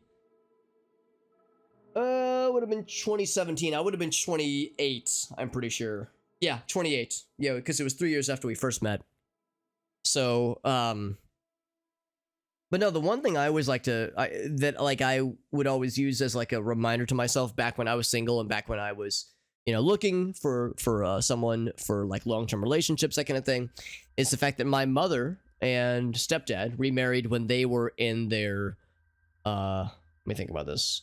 I mean, they would have been in their 50s, for sure in their 50s. So like, the way I see it is that it's never too late. Like there's always time to find someone. I mean, granted, we don't have, as humans, we have a finite life cycle. We don't have limitless time forever, obviously. But generally speaking, there's always more time to find someone. There's always more time. There's never like an expiration date where it's like, well, I'm too old. Time to just, admit that I'm gonna, be single forever, be alone forever. There's always more time. There's always more people, in every age group that are looking. So that was something that I always kind of used as like a reminder to myself back because like anybody, I would feel anxious back in my single years. The joke I would always tell my friends and family was like, I went for 6 years. I was single for 6 years. Like a couple of instances where I would go on a date with someone, and I would still date from time to time, but no relationships for like 6 years. And it was not for lack of trying. Like I was interested in people. I would pursue them, but nothing would come of it. So all right, well, we'll move on and see what other options are out there. But yeah, went through about, I want to say a 6-year period where it was in more ways than one, it was quite the dry spell. if you catch my drift. So yeah, there were periods where it was kind of rough, but what I like to think was patience and persistence, not like persistence insofar as I was like being annoying, but persistence in always putting myself out there. I like to think it eventually worked out. Oh, you're probably right, Rational. Yeah, you're probably right. Gosh darn it. Yeah. Oh, Trailius is the guy's name, right? God damn it, I got so excited. I want this man to be named Turdass. Is that so much to ask? Oh well. Well, one of these days I'll get my wish.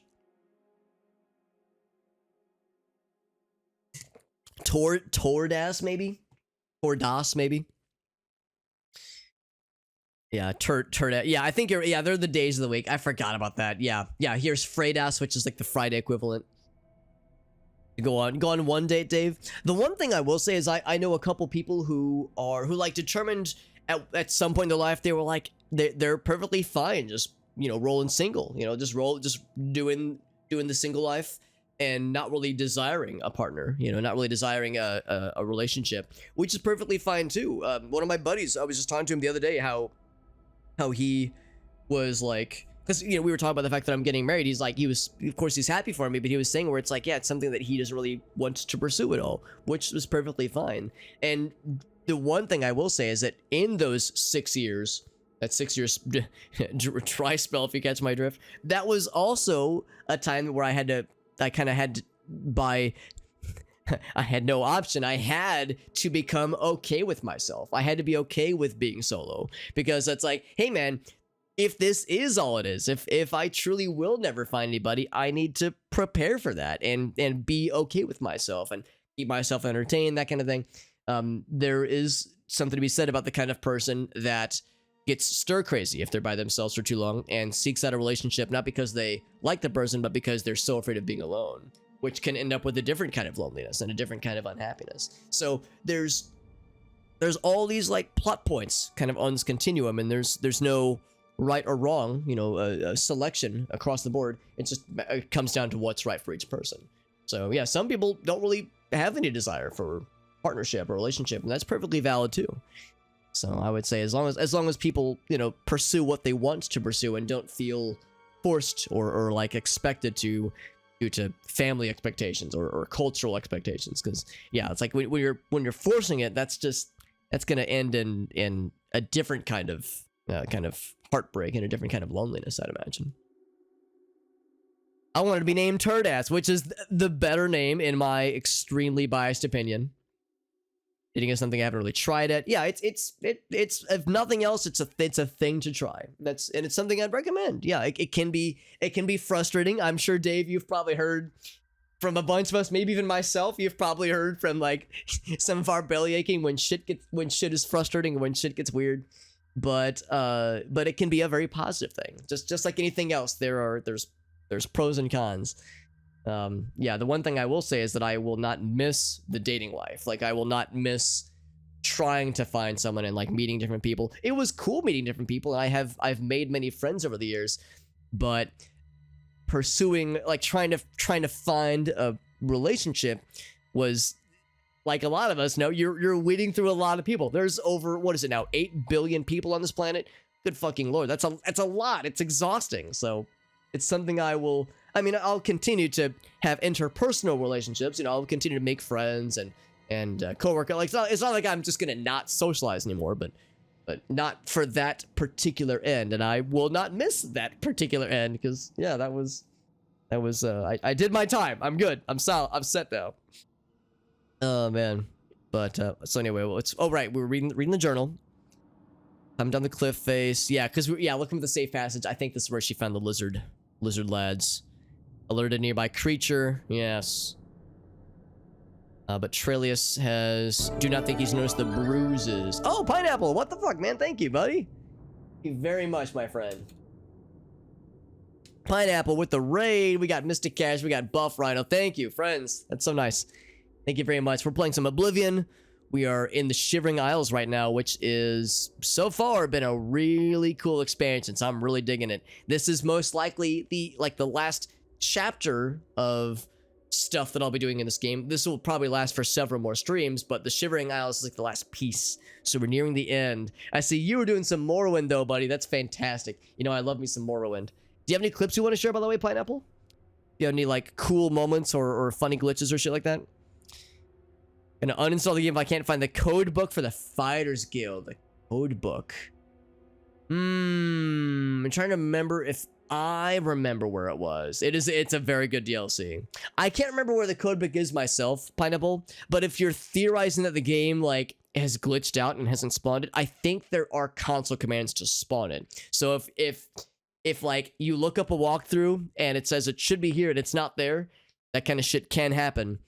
You know, I love the game, but it is a glitchy mess sometimes. There should be ways to will it into existence. Your third question. Yeah, I recognize the words Fighters Guild code book is something that is like I remember it, but I don't remember where it was. But yeah, if you're trying to do without walkthrough, that's perfectly understandable. But yeah, if you think you know where it is, but it's not showing up, then there are options. But thank you again, Pineapple. We're playing some Oblivion. We're having a good old time. But like I said, it's up to you. If you have any clips you want to share, I'm happy to show it on stream. If you had something you want to share, we can all watch it together, because as always, you do me a solid by rating me. The least I can do is to give others a sampling of your content. That way, if there was anybody who has never seen you before and they were curious, that we could give them a little little sample free taste. The first taste is always free, as we say. But anyway, yeah. So this lady was exploring. She retrieved the walls and got a little bit bruised up, but her homie, her husbando did not notice. Hasn't mentioned anything. But she was thinking she found a ways around the creature. Yes. Before I try to escape, I'll attempt to convince him to leave this place once and for all. And he's letting us return to the city. Okay, good. In some ways, I'm sad. Oh, but he doesn't want to go with her. Oh, okay. I just can't stay here for the rest of my days. I leave as soon as I'm done packing. And then sometime later, she says he's not coming. Maybe she's saying, like, he was supposed to visit her. Oh, no, here's what it is. So she was trying to leave and she got injured on the way out. That's what it was. That's what it was. Oh, he's got a clip. Fantastic. Yeah, let's finish this, then we'll watch the clip from Pineapple. Thank you again, friend. This has been your experience so far. Oh boy, the Morrowind experience. So yeah, she got injured though. She's hurt and scared, and she's trying to ask for help. And yeah, and he's not doing it. Yeah, I'm at your mercy. 3 days of yelling for help near the waterfall, no response. Yeah. Fractured leg, can't get out. Yeah. Drag myself down the stream a bit, but cannot go on. Yeah. Freedom, although, yeah, so she was trying for freedom, but couldn't escape. It's a different kind of freedom, I guess. Cool water from the stream is quite refreshing, she says. So yeah, so that's how she unfortunately met her end. Yeah, she fractured her leg because she said she dragged her way down this way, but anyway, so we'll presumably have a quest to find this guy. And probably retrieve her journal, show him her journal. We're playing Oblivion. It's a really good time, even though I have more garbage in my inventory than I have any business carrying. It's yet to stop me, obviously. Probably don't need all these void essences. I'm probably just gonna drop them. I'll drop all but like 2 of them or 3 of them, maybe. Maybe we could use them for a side quest at some point, but I'll just assume for now they're probably not necessary. Oh, whoops! I wanted to drop. Yeah, drop 3. There we go.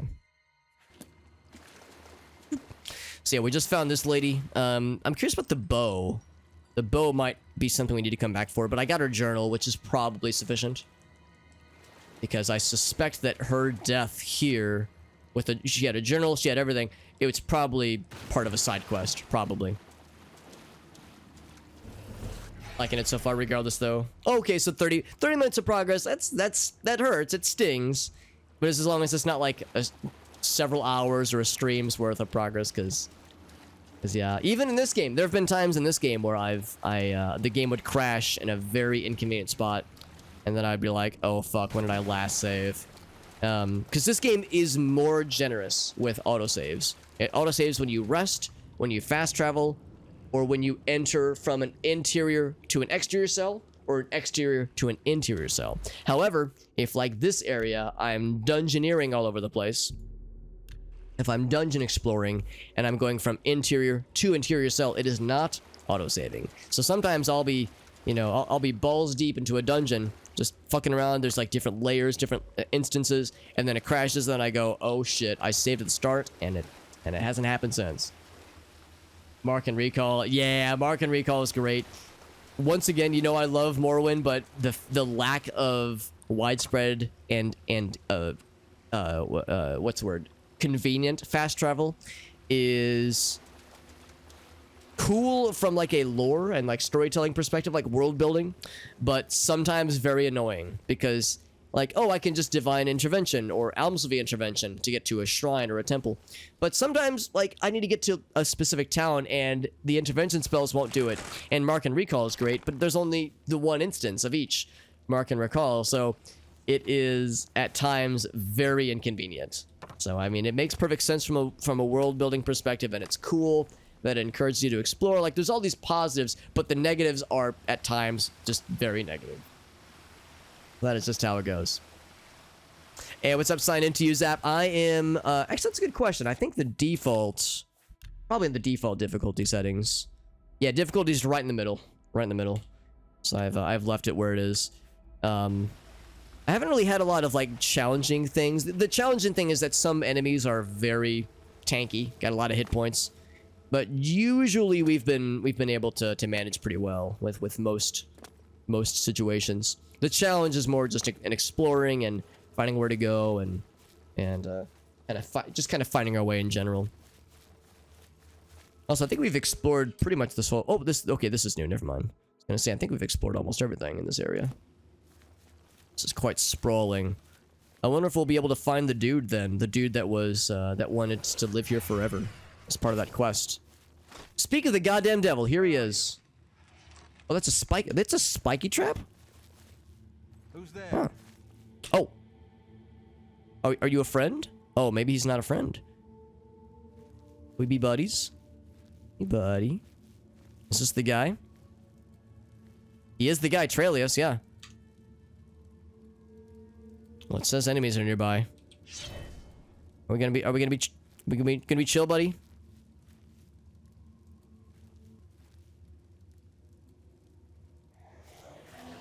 Nah, he doesn't look like he wants to be chill. I wanted to be friends, dude! Or at least, like, talk to you to understand the thing about your wife.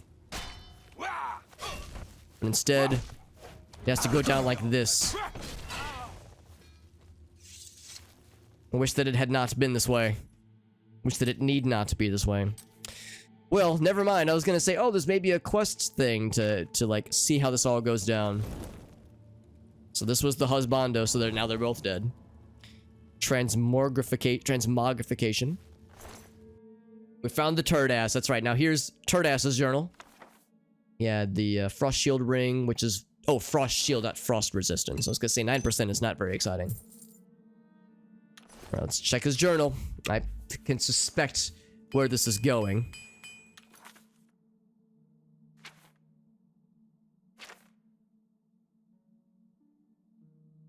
Trelius's turd-ass's journal. Here we go. So yeah, so this is his account of how this all went down. She's been nervous for a bit, acting like she wants to leave. He says, I'll hear nothing of it. This place is so important. City's too busy, too noisy for me. Only here can I practice my studies in peace, he says. Nothing soothes the soul like the gentle sound of rushing water. She'll grow to love this place, he says.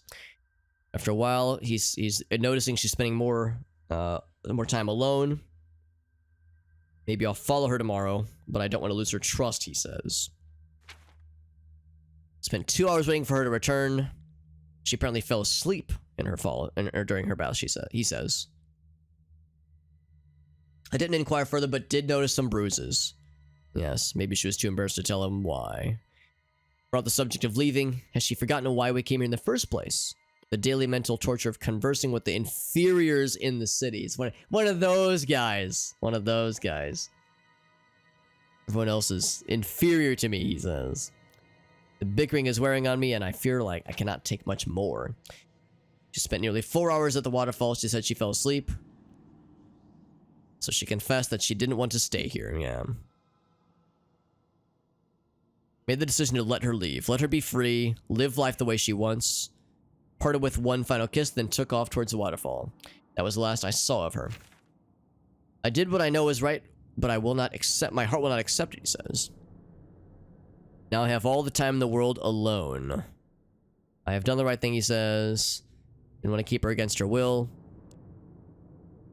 I swear I still hear her voice now and then coming from the waterfall, but they're only echoes of... Right. So he wasn't willingly, like, intentionally ignoring her cries for help. He, yeah.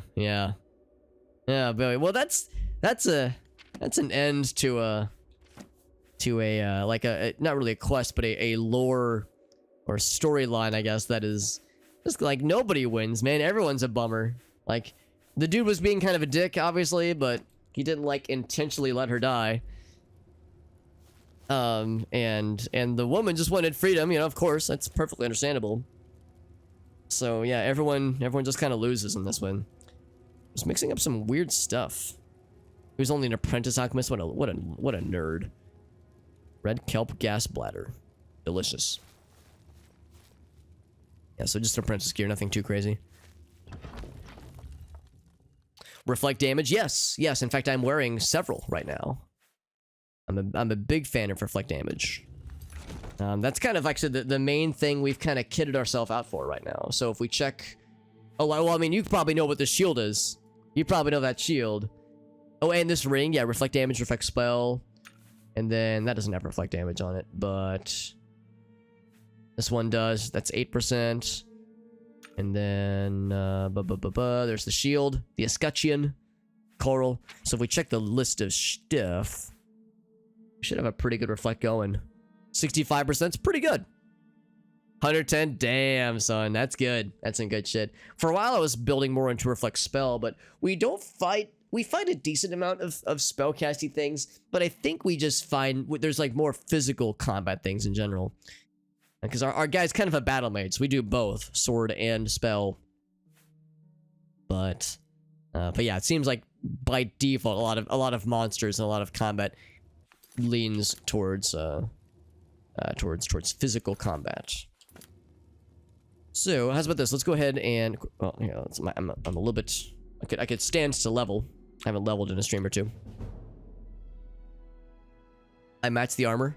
I mean, some of it is matched, like some of it is themed correctly. Others are kind of a hodgepodge because we're a light armor guy, but the escutcheon is heavy armor. And of course, we have a hood. We have the Morag Tong Cuirass. We have the greaves of the Crusader. We have boots of the something, I can't remember what the boots are. So we are kind of a hodgepodge in some ways. Agility and luck. So we're a little bit all over the place. But yeah, we're trying to be themed around reflections. I like to have my foes. I like to hold up a mirror to my foes and have their sins reflected back at them. Reflect on the wrongs that they've committed by choosing to cross me. Ouch! Yeah, spike traps. No wonder that lady wanted to leave, man. It's a sad little cave in here, and there's spike traps everywhere. Place sucks. Another torch. Boop. So, like I said, we got our question answered of like what was going on in this place, like what was going on here, and what led to that one woman dying. This goes outside, I think. It's the upstairs area.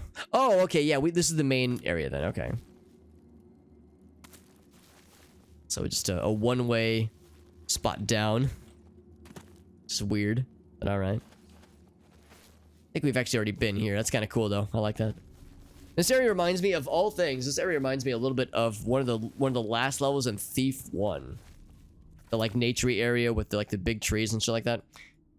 It's a very different game and a very different and has a number of things that are quite different aesthetically, but some things are slightly reminiscent of some of those last Thief 1 levels. I'm actually gonna jump down because I suspect this path here has got to be downwards. Get some food, pineapple, of course, buddy, of course. Yeah, get yourself some food, and of course I know it is getting kind of late for some time zones, so generally speaking, I hope everyone knows I'm never offended if people have to hop off. The view count goes down, people got to go to bed. Perfectly understandable. I will never be upsetty. People got other shit they got to do. Got to get ready for work or ready for school.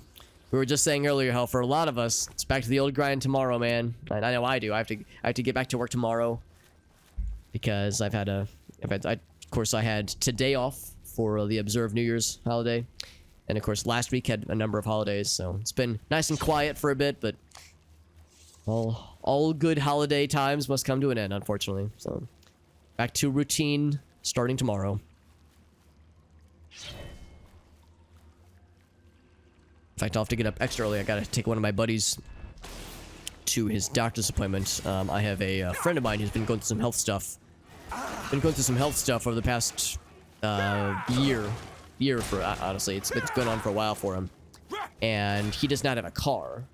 So when it comes to doctor's appointments, some of them are quite close to him, but a lot of them are farther away. So I gotta pick him up early to an 8:30 appointment.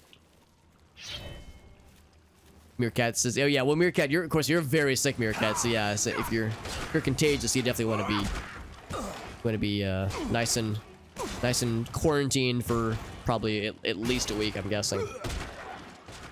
Can I please move, Big Elder Gnarl? That is your real name. What is my job? So I'm a software developer.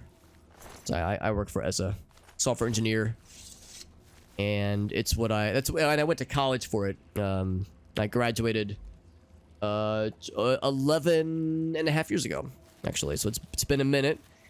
So what I'm getting at is I'm very old. No, I'm not that old. Old enough, I guess. But no, yeah. I went to college for it, and the current place I've worked, I've been there for a good number of years. I think like 5-ish years now. So they've yet to get sick of me. Despite my best efforts, they've yet to throw my ass out. Some Milkies and some Oreos. That sounds nice and cozy, Meerkat. I know for some people, a nice glass of milk before bed helps them sleep. So I hope it's something that's like cozy and chill for you, buddy. We've explored this dungeon. We did it big. We did this dungeon real big. Put that torch away and let us return to the great outdoors. Tastes like shit though. Oh right, your sense of taste might be all kind of fucky right now. Yeah. But yeah, software developers, what kinds of things do you do? So yeah, so it's like writing software, so writing code, writing software. It's mostly desktop applications. Oh, look, by the way, real cool skybox. Yeah, beautiful. Yeah, mostly desktop application development. My workplace is getting more into other kinds of development, other kinds of application development. Eventually they want to like branch out more into like web development, that kind of stuff. It'll probably take a while because some of these older companies, it takes them a while to branch out into newer technology. But yeah, web developments and like web apps and web services, probably like tablet and mobile stuff eventually. So that's probably the future. But for now, my employer is mostly desktop stuff. It's Pilk. Pepsi and milk. I mean, if it tastes like Pilk, but there's no Pepsi in it, then yes, that might be a sign that the Rona has hopefully only temporarily altered your sense of taste. Oh god. I actually know of some cases where, yeah, somebody was one of my college friends actually.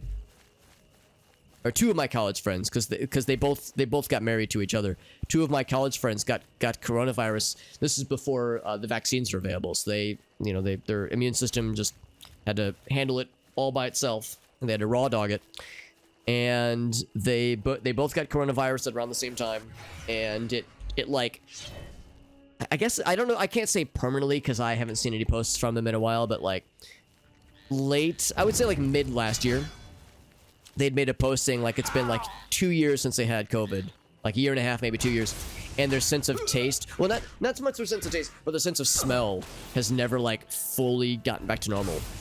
They were saying how some things that they used to love, like smells they used to love, are now like gag inducing to them, and things that they used to like, and otherwise normal things smell just different, not always bad, but just different. So I don't want to say it's permanent, obviously, because it isn't in all cases, but like in some cases it can be long-lasting for sure. Well, languages. So my favorite is C#. You can probably piece together that I work for a place that has a somewhat older code base, so there is quite a lot of C++ as well, which is fine. Actually, in college I started with C++. That's how they taught us software development and computer science. For anybody curious, computer science is my major. So that was a good language for, oh, by the way, tall tree. I wonder why they named it tall tree. Maybe it has to do with this tall tree here. But yeah, learned kind of the ropes of computer science, memory allocation, and object-oriented programming. All of that was learned through C++ and VB.NET and a few others, but C++ was the pillar. That was like the foundation. So it's actually kind of nice going back to it because it's familiar to me. Not everybody loves C++. It is at times very archaic, and when you use C# a lot, C++ loses a lot or lacks a lot of conveniences that C# has. So it's kind of hard to go back, admittedly. I'm not even going to give him a chance. He's a heretic, and he must be purged from this land. Mr. Whale, what's up, buddy? Got the whole glass, so still down. That's what I like to hear, buddy. Like I said, I hope it's at least soothing for you, buddy. That was what you start with rationalize as well? C++, homies, buddy. We gotta stick together, man. We're a dying breed, aren't we, rationalize? Because not a lot of people primarily use it. I mean, C# probably is the nicer language. There are things that I have had to do that are much easier for me to do in C++, but C# is so much easier to maintain. The IntelliSense is much better. It's hard to find a use case. It's hard to find a modern use case for C++ over C#. I can think of a few that I've had to do with my workplace, but they're far and few between. Brown loafers, more like stupid. Get him out of here. Shivering Isles, well, you nailed it, my dude. We are well into the Shivering Isles. Well, I shouldn't say well into it. We're exploring a bunch of it, as you can see. But our goal is to get here, so I'm just kind of exploring the countryside and gallivanting about. And I think, yeah, if I follow this path, that'll just lead back to that little bowl area. So I'm gonna follow this kind of main path here for a bit. Cause yeah, I want to eventually get to to Sheogorath, because he's the big man, I think, big man on campus, and he must be because they named it after him, New Sheoth. Kind of named after him. It's like Sheogorath and Shogoth. Colleges kind of shifted. That's a good point too. I think the college I attended. Ooh. Oh, let's see if it recovers. I see OBS updated. Wait for it. Are we recovering? Maybe. Okay, we're good. We're good. Let me alt tab real quick because I need to. I gotta like replace a couple. Not replace, but realign a couple monitors or a couple windows rather. It shifted a couple of my windows around. We're back. We're back. Yeah. Just a little hiccup. It's a little hiccup. Probably just a hiccup. I don't think anything's on fire. There's only a little bit of smoke billowing from my machine right now. It's not too bad. But no, you're right. They're rationalized. I'm pretty sure my university has, instead of C++, I think Java is what they now start. Like the CS 111 courses on, like the intro stuff. Whomst are you?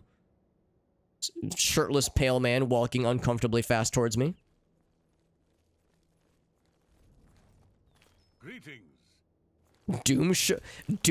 Oh, Doomsayer. I thought his name was Doom Sugar. I'm Ingvar the Wanderer. Ingvar. Although most people now call me Ingvar Doomsayer. Doom Sugar. It's true. The world is about to be destroyed. Some people are frightened by this, or they despair, or even try to deny the truth of what I say. But my message is actually one of comfort. The world is ending, and we can't do anything about it. Once you accept that, you'll be at peace, like me. I bet you're real fun at parties. C++ and then MATLAB. MATLAB, yeah. People who are able to program effectively in MATLAB are like fucking wizards, dude. They're fucking math wizards.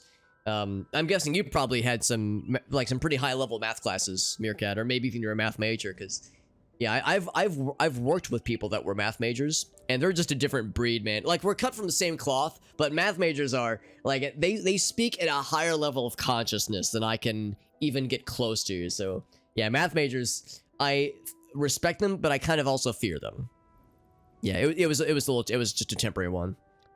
Instant noodles, yes, not in a long time though. Sign in. It's been a while since I've had instant noodles, but yeah, during my college years and early young adult career years, that was a nice lunch. Little instant noodles. It's oh my fucking god. It's not smoke, it's steamed ram. Mmm, delicious. I thought we were having pot roast. Sorry, I fucked up the quote, but you know what? I picked up what you're putting down, though, bud. Doom Sugar's a good name. Doom Sugar is a good name. It's the better name, honestly. What's up, Living V? They teach Python. That's a good point. They really ought to, because I haven't really done much with Python, and I kind of would like to. It seems like a language you could do a lot of cool shit with. A lot of cool, like, integrations with it. It's good to see you, the Living V. I hope you're doing well. Because, yeah, I have a bunch of friends that do, like, hobby projects in Python. But I haven't taken a college course in a while, so yeah, all I know is, like, the stuff I've kind of heard after the fact. You know, I've heard, like, from third parties. Most of the people that I know that, like, started college after I started college have since graduated, so I don't have, like, as many fingers on as many pulses. A second preferred language, yeah. You know what? It probably is. I think Rationalize is right. It probably is getting utilized more, honestly. Oh, there's a really bad delay, Ogal. So does anybody else have it? I'm guessing refreshing probably doesn't help, does it? If you can like time it based on when the messages are popping up above, because I could refresh the stream. I hear that Earl is fed up with Brythar's antics. He really wants something done about it. Mechanical engineering, that makes perfect sense. Bugatti. Oh yeah, yeah. If you're into mechanical engineering, so yes, of course, actual mechanical things. That makes perfect sense. Yeah. No, I'm not really into like physical mechanical things. Software is nice because it's in a relative vacuum. So there's a lot of real world variables I don't have to fuck with. So. Iril has a big problem with Brythar. I don't know exactly what the problem is, but it's safe to say Iril is making a huge fuss over it. But that is cool though, Meerkat. That's cool. That's something you're like super into, buddy. Called Iril's Mysteries. If you want to know more, I suggest you ask him yourself. Thank you, Doom Sugar. I wonder if we'll have like a quest See you later. to do more stuff with this lad. He's just cruising. He's schmoovin'. He's on a mission. I don't know where he's going, but he is like walking with purpose.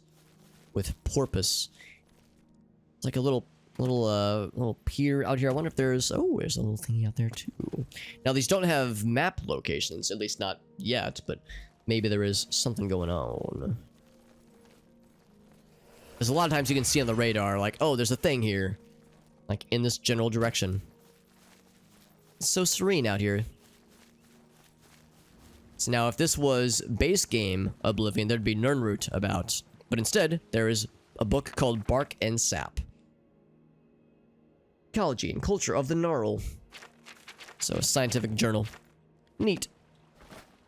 What's his diet routine? I mean, he's a buff, fucking muscular lad.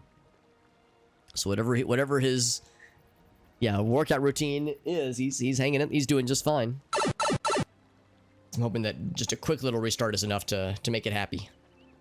To make Oblivion, or to make OBS rather happy, because yeah, whenever I don't know what causes it, but whenever Oblivion has like a really bad hiccup, it causes everything to come to a grinding halt. And OBS is usually able to recover, but when it recovers, sometimes it has like an artificial delay added in for good measure, for bad measure. It's not a good measure. It's not good at all.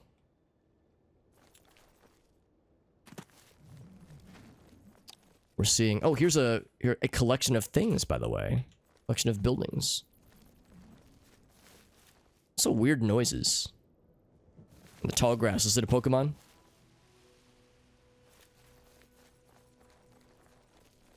There's people, there's a cave, more bridges. Yeah, there's like structures over yonder. How's about this? I would like to explore this. Let's add it to the map real quick. This is split. So I would like to explore this place, but there's also structures on the other side I'm kind of curious about. And those look to be less significant. So I'm going to check those before I move on. Fetid Grove. Oh, cave entrance? Yes, and there's a lad guarding it, and I'm missing his shots.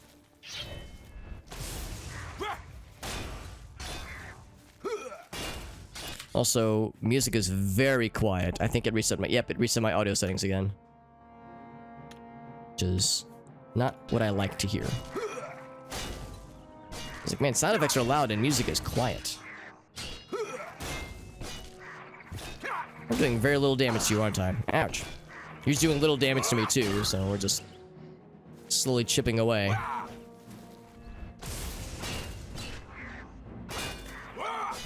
I was gonna say, he's blocking just about everything. It heals. What a nerd. Can I disarm him? I could probably disarm him. Which would remove his shield temporarily. Bonk. There's someone behind me. Okay, that one's out. But another one has decided to enter the fray. Oh, shit. Okay, wait. Oh, boy. Okay, well, let's see if that added in another delay. Because that was another hiccup. We might just have to deal with the hiccups. This might just be an inevitability at this point. I'd be ashamed to have to restart the stream every couple minutes, every half an hour. But that was a hiccup. It did recover.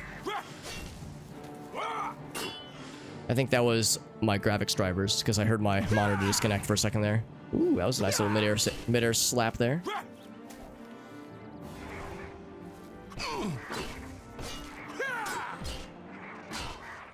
Okay, we'll reflect damage, doing the work. War Axe Matrix. I think we already have that one, don't we? I guess I'll grab it. I think we already have one of those. Lockpick, Madness Ore, and we're full again. Yeah, let's double check if we already have the War Axe one. I doubt we would need multiple of the same ones. Yeah, we don't need multiple. That's too much. What's it look like, though? Hold on, where to go? Move your corpse. It made like a cool noise, wherever it is.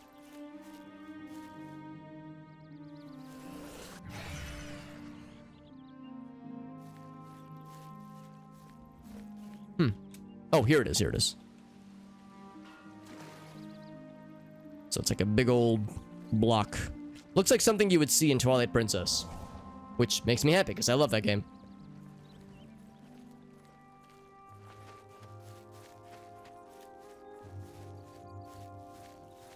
So yeah, there's some stuff over there that I'm very curious about. There was also a cave. Oh, right. This is where the lads were guarding. There's probably lots of fellas in here. Fetid Grove. The Fetid Groove. Fetid, that's a very grimy, grungy word.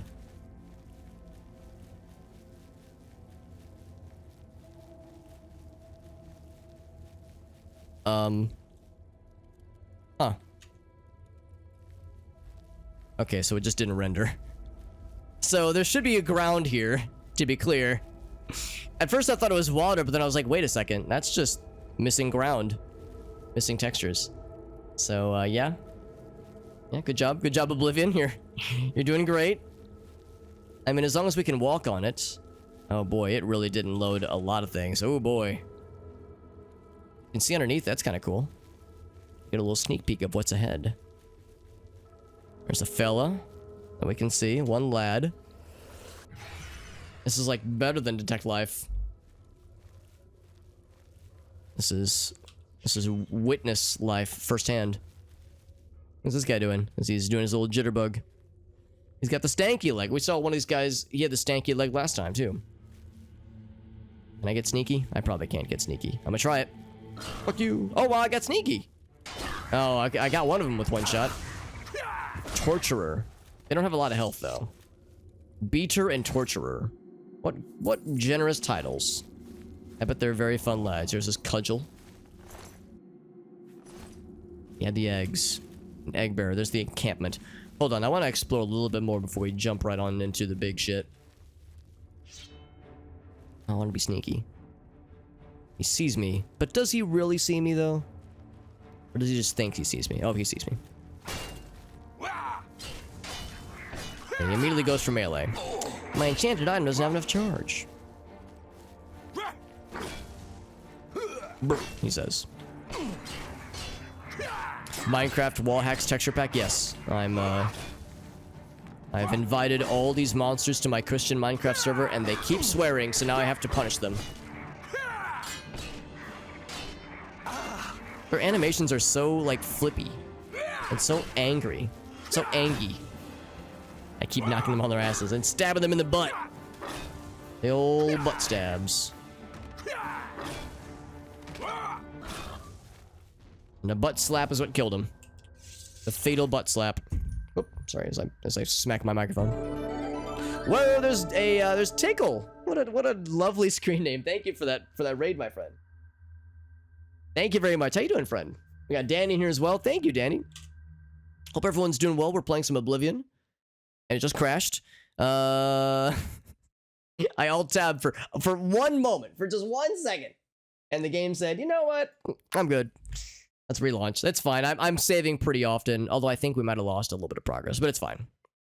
Yeah, we've had a lot of crashes tonight. We've had a lot of stream hiccups when the game causes issues. Oblivion's the only one that caused these problems, so it's a little bit annoying sometimes. But Tickle, what was Tickle up to today? Do a quick shout out for a friend. Lil Tickle. Bam. Doing some... Oh, South Park. Cool. Very nice. Yeah, Stick of Truth, right? South Park, the Stick of Truth, fantastic. Yeah, is it your first playthrough, Tickle? Because that is a game that I've watched a little bit of, but I realized as I was watching someone else stream it, that I like didn't want to watch too much of it because I didn't want it spoiled. As I was like, this looks really ridiculous and very fun. Granted, I haven't watched South Park in a long time. I've been kind of out of the loop, but yeah, that's a good one. Lexon says, "Wow, Oblivion crashing. I'm shocked. Absolutely shocked." Also, I noticed my extra life ticker hasn't refreshed, which is a little bit surprising. It should have. Let me do a quick save. It autosaves. I don't need to save again. Because yeah, I supposedly thought it was supposed to work, but maybe when it crashed, it got scared. Maybe I have to do like refresh it or something. But anyway, yeah. So I would be curious to hear about your stream. Tickle, especially if there was like, any like fun moments or any clips you'd like to share for that matter. If there were any like fun clips you'd like to share from just from the from tonight's stream in particular.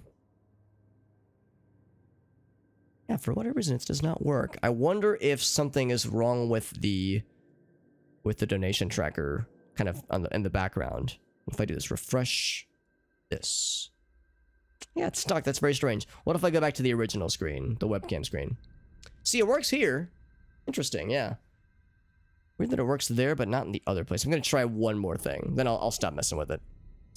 Diagnosing these kinds of things live on stream can be annoying.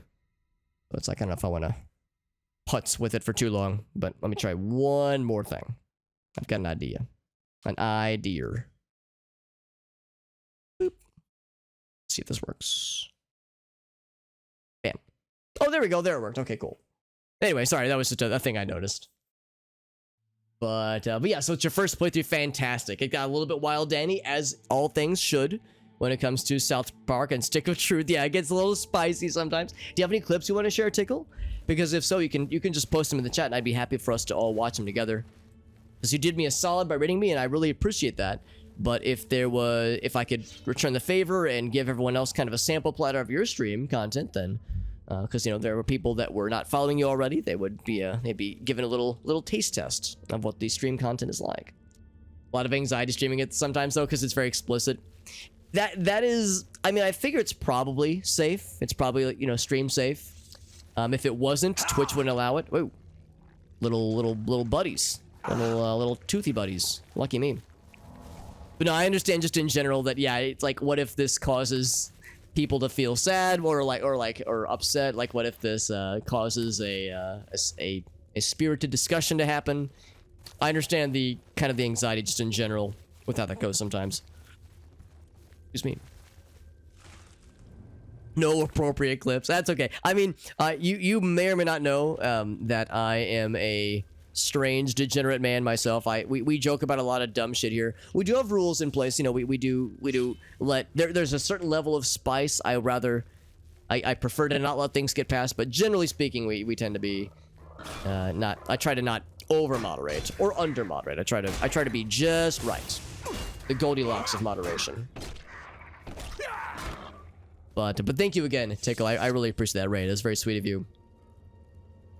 And also, what were some other things that you plan on streaming in the future? I should have asked that of Pineapple when he was here.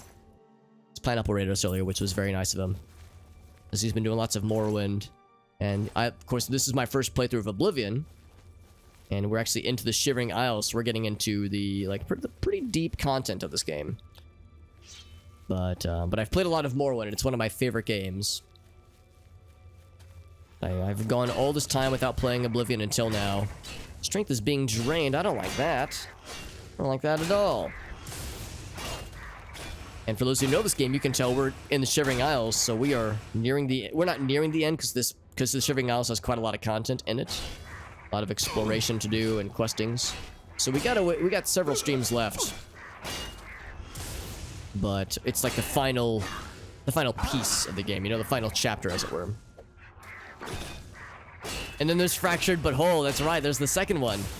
I've heard that more people like Stick of Truth more, but that Fractured But Whole is still worth playing. If you like Stick of Truth, Fractured But Whole is still good. And I always have to be very careful when I say the name of that game, because if I say it too quickly, it sounds like I'm saying something very different. I mean, that's the point. It's supposed to be weird.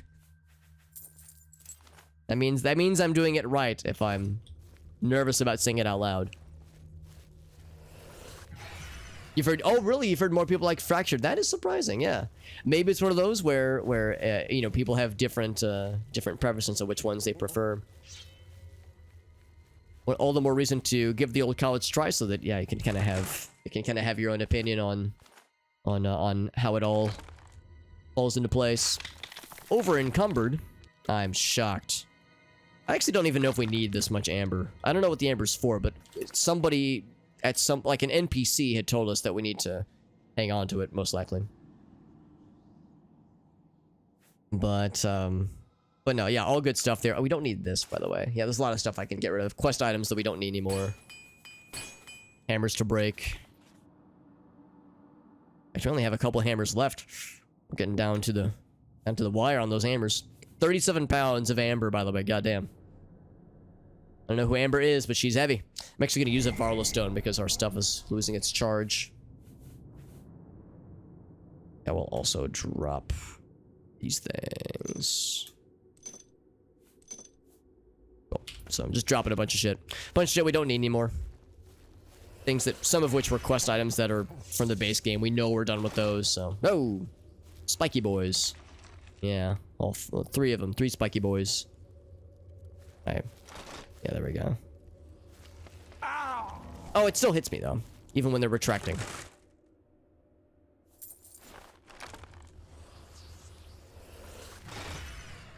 And like, can I duck down? There we go. Anybody curious, by the way, of course, it's Oblivion, so you don't have to, but it's best, in my experience, to make a weird, fucked up looking dude. So we made a dark elf with a very big and round and sad purple head. And he's our hero. He's our hero of the story. His name is Sadge Maroon, and he's here to save the day. And he's already saved Cyrodiil, the champion of Cyrodiil. Or he assisted in saving Cyrodiil, I guess. So now he's venturing into the Shivering Isles to see what else awaits him. And of course, I've gathered more amber, and now things are heavy. Maybe I should just stop picking up the amber, because again, we're probably approaching the point where it's not really necessary anymore. 40 is probably more than plenty. What things I can get rid of? I actually think we probably can get rid of... what is it? The Frostcrag Spire stuff. We probably don't need these anymore. Yeah, I don't think we need those anymore. It's probably fine. Let's get rid of that guy. I was thinking it might be needed later on, but I don't think it is, probably. Hey, Khajiit, good to see you, bud. Welcome back, Khajiit. It's always nice when someone returns. Same with Peppermint. What's up, Peppermint? Get home for the holidays and play some of this game? Fantastic, yeah. Or play the series, rather. Yeah. Or no, oh, I misread. This game on the Series X. I gotcha. Yeah. That's cool that it's compatible on the Series X. I guess most Xbox 360 games probably are, aren't they? So you're probably in the clear for the most part. The sad fish meme? I don't know if I know the sad fish one, but yes, the goal was to make somebody look as like weird and sad and pathetic as possible. The joke that we have with some of my mods and I, with Ogasso and a few others, is that this guy, he's the hero of Cyrodiil, he's the savior of Kvatch. We've done all of the faction stuff. So he's the champion of the Fighters Guild, the Archmage of the Mages Guild, we're the leader of the Thieves Guild, Dark Brother, we did it all. So we're this unstoppable badass who's saved the day so many times, yet we're this sad little man, and we have this, and the headcanon is that we have this like sad little withery little voice, like we're always just on the cusp of just weeping openly every time we open our mouths. So hello, I'm Sadge Maroon. we're just a sad little dude. I don't know why it happened this way, but he's just a strange lad. Go and drop those. Yeah, so making room for more stuff that we don't need anymore. High dynamic range. Oh, very nice. That's pretty good. Faster loading times. Hell yeah. So that actually sounds pretty good. Yeah, imagine people that played this back in the day on original Xbox 360 and I think also PS3 consoles. Of course, this was, that particular generation of console gaming was pretty cool. Online gaming was like more of a thing, and DLCs and expansion packs were easier to acquire because you could just buy them online or buy them digitally. So yeah, that was like an exciting period in time, and a lot of people have, rightly so, a lot of people have very good nostalgia for this game, which I think is fun. So it's my first playthrough, but it's a game I've heard lots about over the years, and since I've played so much Morrowind, I knew I was eventually going to want to play it. Yeah, so I'm excited for you, Peppermint. That sounds fun. I'm guessing you've probably played this game before, haven't you, Peppermint? Yeah, we're just the sad boy. I was joking earlier how I can't remember how it happened, but one of my friends, or I think I saw like a Facebook post or a social media post, something about Skate 3 of all things. And I've really never been much into skateboarding games in a long time. There was a point in time where my brother and I played a bit of Tony Hawk's Pro Skater 3, and that was pretty fun, like playing multiplayer, but I never really stuck to it. I haven't really paid much attention to skateboard games in a while. But Skate 3 always seemed like a fun one because it's such a glitchy mess. And I'm playing Oblivion, which is known for also being a little glitchy sometimes, so I am sometimes drawn to these kinds of games. And I think it was that somebody had found like a funny YouTube video of some hacked characters. Not like hacked abilities, but like hacked visually. Like, because there's a character creation tool in Skate 3 that apparently is like pretty good. But there are ways to unlock it further to make some truly strange and horrible looking monsters. And I was like, oh dude, what if I could recreate Sadge Maroon, this character, inside the creation tools, the character creation tools for Skate 3. So I was thinking maybe that'd be fun to play around with. So it's something I haven't committed to yet, because I haven't found a way to make the character creation tools work the way I want to. But I was experimenting with it earlier, and I would like to try my hand at it proper. I think that'd be fun. So it's like if we could have this character be a recurring character every so often, I think it'd be kind of fun. This big nostalgia Peppermint, fantastic. Yeah, that's awesome. It was tough on the 360. That's the thing. I mean, the game is known for not being a flawless technical experience. I mean, we've had so many crashes on our stream and technical issues, so it is just part of the experience, and that's just how it is. That's just how it's gotta be. But it is a worthy experience. It's one I'm very much enjoying. So let's actually keep those two, I suppose. Let's drop these healing potions. Let's drink one, and then drop like 4 more. This guy's shooting arrows at me, taking pot shots.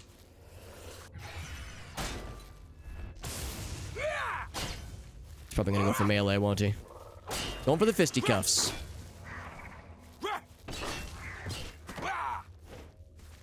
Also, I'm pretty sure this was a fairly early era 360 game, wasn't it? Like, wasn't this like like relative to the 360's life cycle? Wasn't this like pretty early on? Because I'm wondering if that's part of it too. Maybe it's just the fact that like it's a very obviously it's an ambitious game and a pretty big leap forward from Morrowind as far as graphical fidelity and physics engine, like all that jazz. So I wonder if it's just that, yeah, it was just like trying to do too much, maybe too soon, relatively. I was actually thinking I could harvest from this tree, but it seems like I cannot. It is Ohio. I think you mean Cyrodiil is Ohio. Sneak 72. Got to level 6 just outside the prison. I've heard of people doing shit like that. I've heard of people like getting max level shit before even leaving the prison, because the game actually makes it fairly easy to level a bunch of skills very, very early on in the game. So yeah, you can pull some weird shenanigans like that. It's fun, but it's also like it's also I wouldn't say immersion breaking per se, but it is very it makes it very easy to game the system in your favor, for better for worse. Oh, I was like, what the shit? I jumped and I just fell over. It's because this thing's temporarily drained my agility. So I just fucking fell over. Like I'm drunk. So we have encampment and encampment. Well, at least I have options.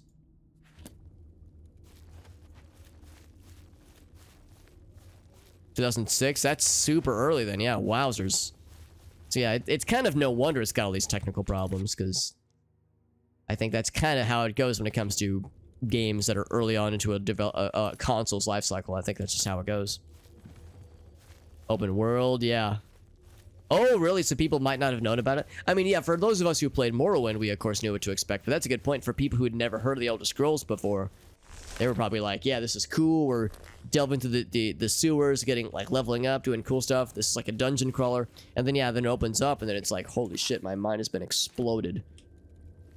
I bet that was pretty cool that if people bought it not knowing what they were getting themselves into, because that's pretty mind-blowing. So I remember hearing about Oblivion, because I had got into Morrowind around the time when it came out, so I was... And it was because I had heard that it's a really cool open world game, so I had a pretty good idea of what to expect. Oh heck, he saw me. So yeah, I bet that's like a very... I bet that was like a really cool... You escape from the sewers, you see how big the map is, you see how big the overworld is, and it's like, oh my fucking god. This is crazy. I bet that was like mind-blowing. Mind blown. Oh, healing. Not on my watch. I like how he just ran to the campfire and got instantly lit on fire.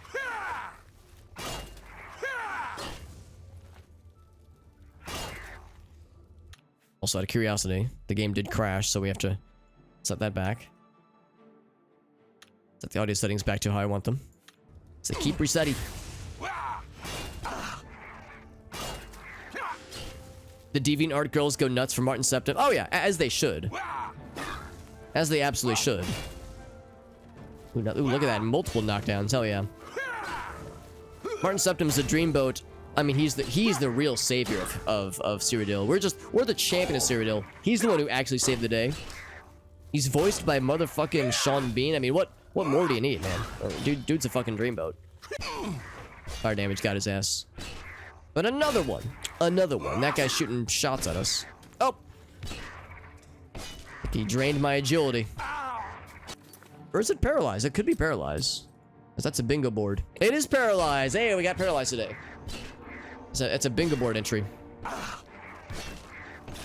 Yeah, I learned very early on that, yeah, that Martin Septim is everyone's husbando. Including mine, honestly. Like,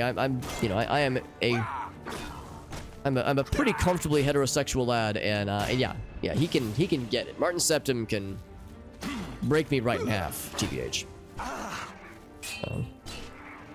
Because I know what's good. I recognize a keeper when I see it. Oh, down he goes. Oh, but he warped back somehow?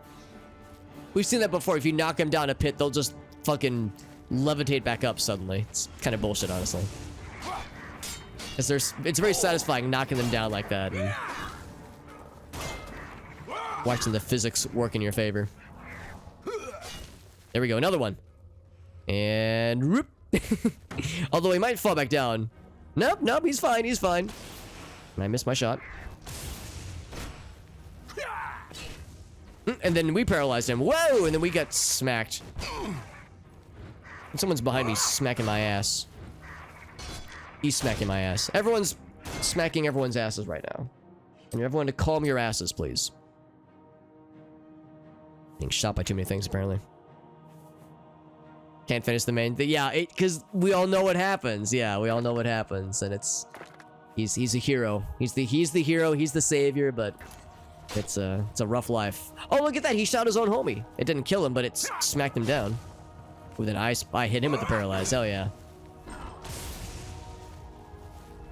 This guy's got some fancy arrows if they're able to knock us down that easily. Death dealer. I'm more of a Gromite meth dealer myself. Not really, but... I was thinking like a drug-addled goblin lad fighting us down here. Not enough charge. We burn through these charges real quick, don't we? Lost a lot of health. These things are not nice. There's this many of them. Bam! He's out of here. There's a lot of dudes, man. This is a proper dude storm down here. Good lord. Painbringer. Death Dealer. All these cool sounding titles. I want a cool title. Walter Might. With these Gromite lads. Jesse, we need to cook. And I like dump their corpses down into the bottoms, into the fucking trenches. It's kind of monotonous. It is satisfying. I can dump them down. This is tough though. It's a tough area.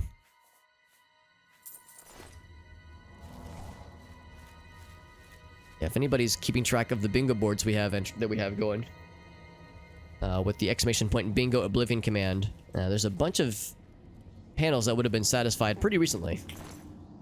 Between getting hit by a paralyze and then what was the other one? There was another recent one that happened. Oh, we broke 3 hammers. We've encountered a lot of undead. Speaking of hammers, actually, that should be the next thing to try. We've actually broke several hammers tonight. There's like the 7th or 8th one. We haven't found any new ones either, so I'll probably have to buy some pretty soon here. Let's drop.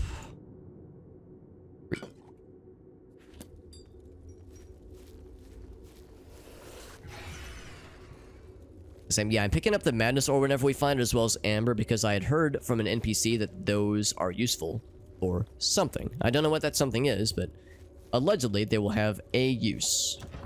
And I am... Oh, what's this? Pike's Medallion. Speechcraft. Cool. Unusual Amulet. Knights of the Thorn. Yes, I remember Knights of the Thorn. That's right. Yeah, from much, much earlier. I guess the assumption is that we might not have already joined ourselves Knights of the Thorn as part of the main quest. So yeah, so it's generic in that, well, it's vague in that our NPC or not NPC, our player character says, oh yes, some group calling themselves the Knights of the Thorn, but we as the player know all about it. To Pike from Farewell. Pike is here in the Shivering Isles. If we can find him, we'll return his medallion. Good. Good. Yeah, more Madness Ore. Madness D's nuts. Mancow Cameron. His forehead is built like that.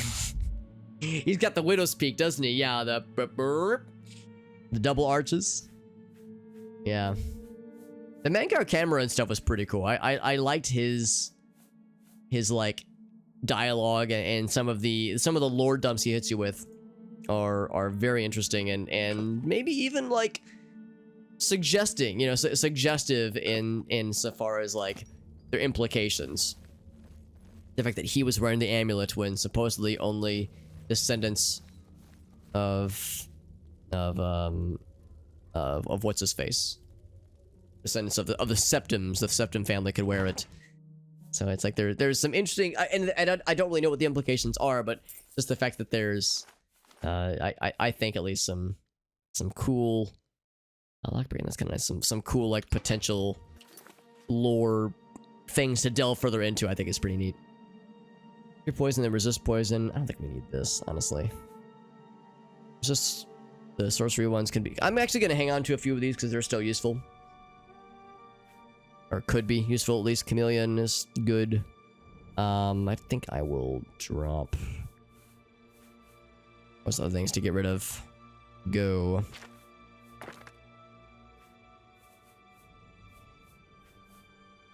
I just have all this nonsense, all this bullshit that I know I'm never gonna use or need, for that matter.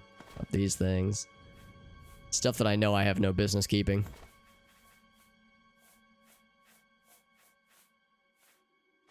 Topaz ring, yeah, just get rid of these things. Yeah, things that are just not very high value. Amiel's ring, we can. Oh yeah, we can absolutely drop that. That was for the Knights of the Nine quest. We're done with that. By leaps and bounds, we are done.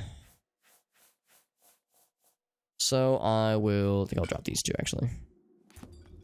We're just shedding things left and right as we're like gathering new materials that we might need, maybe we'll need them. So we're just dropping a bunch of shit along the way.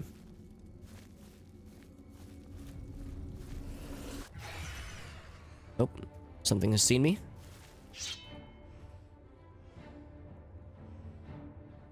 Huh. Something is, or is it down below? Who goes there? Show yourself. Oh, there he is.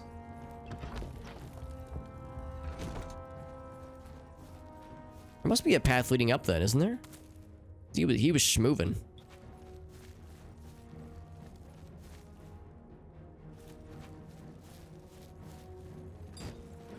What was that? Oh, dagger. Oh, here he is. Took you long enough. So there's dudes down below as well, not terribly surprising. Oblivion Crisis. Doom guy, there you go. That'd been badass. Well, let's think about this because Bethesda owns id Software, don't they? So obviously a little bit late for Oblivion because Oblivion would have been long before Bethesda picked up id. But Elder Scrolls 6, I mean, who knows, man? There could be some unlikely crossovers. I would never expect there to be any kind of official acknowledgement of any kind of id property inside of an Elder Scrolls game, but imagine though, wouldn't that be nutty? Wouldn't that just be nutty?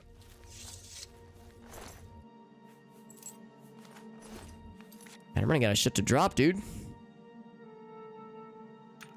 Don't think I need this many void salts. Let's drop some, like 3 of these. 3 of those, and I think I will drop the void essences too. We can always get more of those if they're ever necessary. Drop one is nuts.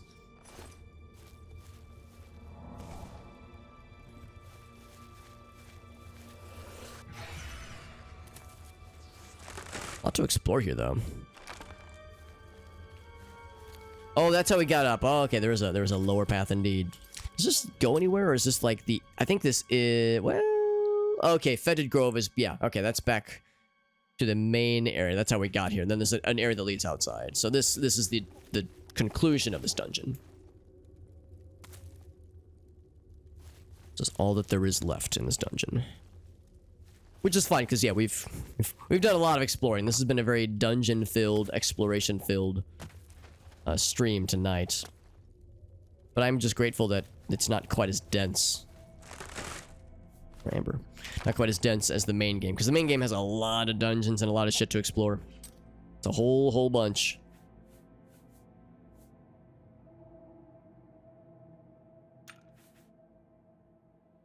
Let's drop 2 of these. Let's actually drop 2 of each.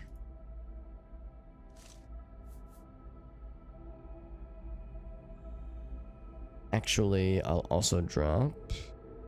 I'll drop it like it's hot. Void Salt seem to be the worst offender. I'll drop 3 of those. I think 5 of each is plenty. So we actually need to deliver those back to Frostcrag Spire at some point. There we go. Bloop. Just what there's a mod for it? That'd be cool. Oh, Doom Guy does, yeah, performs the spoiler. Yeah, maybe that could be a way to do it. It's hard to imagine anything taking Doom Guy down, though. It's kind of an unstoppable badass. I think Doom Guy could personally suplex Maroon's Dagon and spank him good. Spank him real good, like.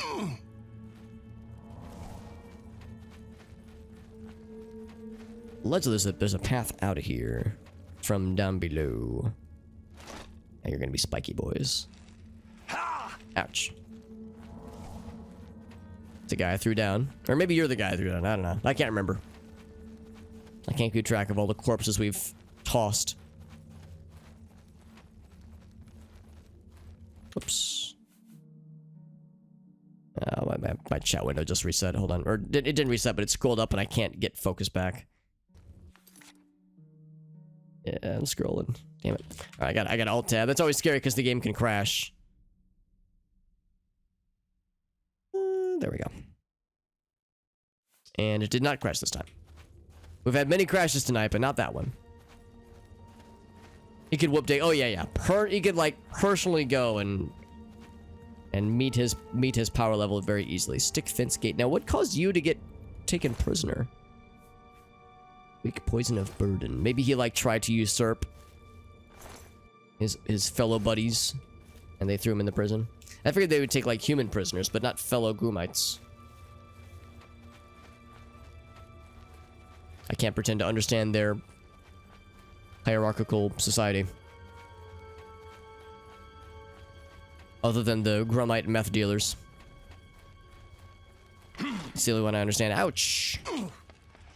You get multiple ticks of damage, by the way, if you just keep running. That's painful.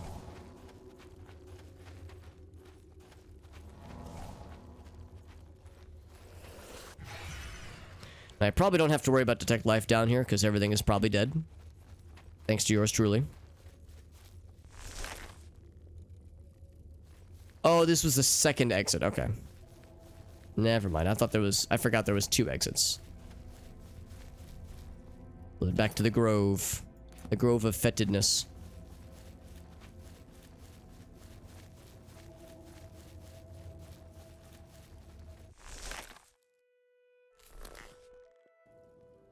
Okay. So now we've explored that, and I would like to kind of check out this other structure that is nearby. And then there's this little village. I wouldn't really call it a town, but just a little miniature village.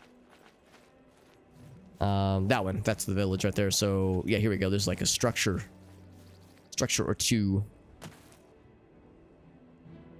Oh.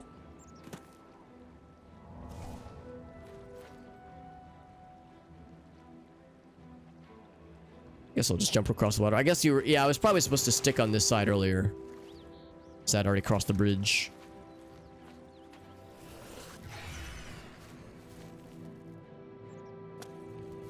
So what is this? So it's an abandoned tower. Ah, okay. Looks a little bit like the Dunmer strongholds from Morrowind. Well, kinda. Maybe not too terribly much, but just that's what the outside looks like. Like from afar is what it looks like. Oh god, someone turned down that sun. Holy shit. It's bright. Bright AF. Uh-oh. Who goes there? Who dares challenge me?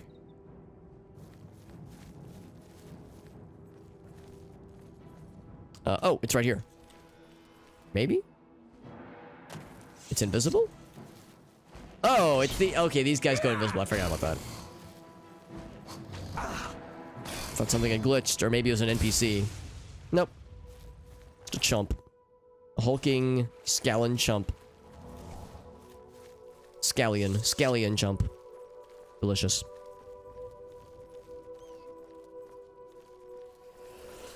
Oblivion NPCs. Yeah, it is kind of... Yeah, the running animation is a little bit goofy. Although, I can't talk shit because Morrowind has perhaps some of the most ridiculous walking and running cycles. Although, the, like, Dunmer male stride, like the long stride animation is kind of a Chad walk. I kind of love it because it's so exaggerated and silly. It's a good time. Not a realistic time, but a good time. What is this place? What is this magical place?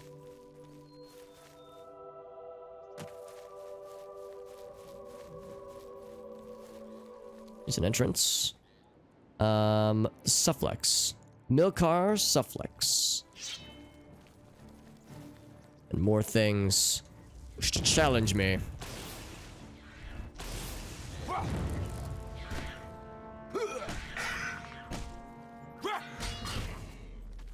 Lucky for him, my armor, or lucky for me, my heavy armor skill has increased. Literally unstoppable. Let's see what this is all about. With the autosave in there. Shockingly, it's another dungeon. Shockingly. This one looks like it's special.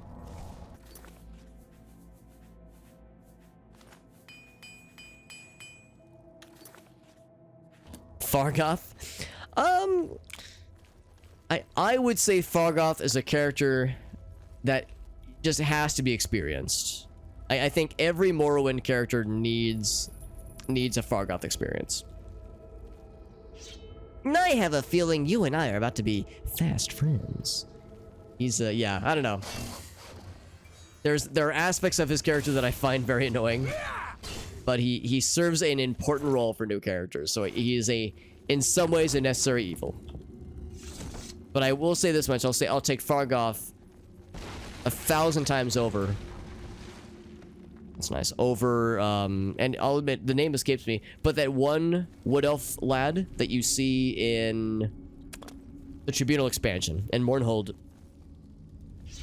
where you see him on like the outer, like the well, it's like inside the city, but like in the outer city area, and he's just chilling, and he's like, "Excuse me, could you spare 1 gold?" Give him 1 gold. He's like, "Excuse me, that's actually not enough. I actually need 5 gold." All right, here's 5 gold. Then he says, "Actually, I need 100, and then 1,000, and then 10,000." Like, and literally, there's if you like check the scripts in the game, he will never not have enough gold. He will always need more. And when you tell him no, he'll be like so offended, and then he'll throw such a hissy fit. And then you see him later, and I won't spoil it, but you see him later, and he is fucking awful. So, fuck that guy. Fuck that wood elf guy, whatever his name is. That guy's awful. I remember encountering him and being like, man, Fargoth is a saint compared to this asshole. But nothing can possibly be worse when it comes to wood elf lads. So I could sequence break and jump up those bridges. Those Jeff bridges. Oh, do I want to keep going this way? Do I want to stay the course? Oh, it's a chair. Oh. That was a hunched over monster. Glass display. It's a switch inside of a glass display. Gaynor, yes, that's the one. That's the one, Keji. Keji, yeah, that's the one. Yes, I will sit inside on my chair and admire my glass display. Yes, indeed. So it begs the question, what will this button do? Will a fucking pillar come down and pulverize this skeleton? Alright, what do you think the button's gonna do? It looks very scary. Almost looks like a Necronomicon kind of design on this button. Let's save. I'm guessing it'll activate the traps. There's a trap there. Well, it's not always a trap. Usually they're magic traps. Here we go. Yeah, that's about it then. Yeah, so he just fucking obliterates whatever's sitting there. That poor skeleton. Abused like that.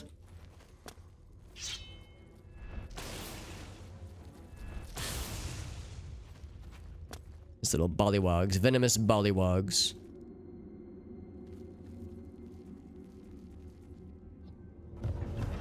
Get that alteration skill up, and I'll take both of these.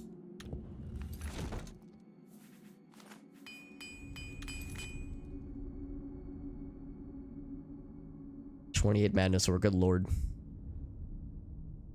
Did my stuff lose charge already, by the way? I wasn't paying attention. I think it might have. It is, yeah, it absolutely has lost charge. Let us recharge. I've got 20 of these things. Now I have 20, that is. The Varla Stone. Delicious. Oh, very nice. On Reddit, that is, right, Elgaso? Learning about weird sex toys. Is there knowledge you would be able to share with us that wouldn't get us all banned from Twitch? ChatGPT is like uncomfortably on point. So much of the time. Like, it is freaky how good it does. To the point where it's like kind of worrying as far as what the future of AI is capable. And Turing tests and that kind of thing. Yes, the Daddy Dagoth, that's right. Everyone's, well, not everyone's, but many people's favorite. I mean, there is pretty valid criticism to be levied against the Tribunal and Vivek and Amalexia, and there is evidence that they indeed did betray Nerevar during the events of Red Mountain. So there's the potentiality that some shit went down at one point. You just gotta be really yeah, agreed. You gotta be really specific. Honestly, same with Dali and Crayon. I feel like Dali and Crayon, it's like the most accessible AI image generator, and as a result, it's not usually that good. But if you're super specific, you can get pretty good results. I know Stable Diffusion is kind of the new hotness, and that it probably is earnestly the better AI for image generation. And of course, I'm just talking about the free-to-use demo. I'm not even talking about like the more like the implementations where you have to request access for. Like those obviously are just way better, but those are limited in scope as far as, you know, audience to use them. He's a hairless cat on meth, or looks like one. I mean, you're not wrong. If as long as the hairless cat was like divided into like a Siamese, well, whatever it's called, not Siamese, but the cat, like the fucking chimera cats. Oh Jesus, that was a lot. Well, that was a lot of damage. Goddamn. All right, babe, wake up. New fucking Elder Scrolls trap just unlocked. Goddamn. All that for 63 gold. Maybe 63 gold is enough to pay my fucking hospital bills from getting impaled everywhere. Shit's ridic. Ridic. To be dicked again. Ridic. Go down that way. Let's actually cross the bridge. Up the stairs and cross the bridge. Been abusing ChatGPT. Oh, there you go. Write some goofy shit. Fantastic. Will they like copy and paste into the chat, like into the in-game chat? Ouch! Don't like that.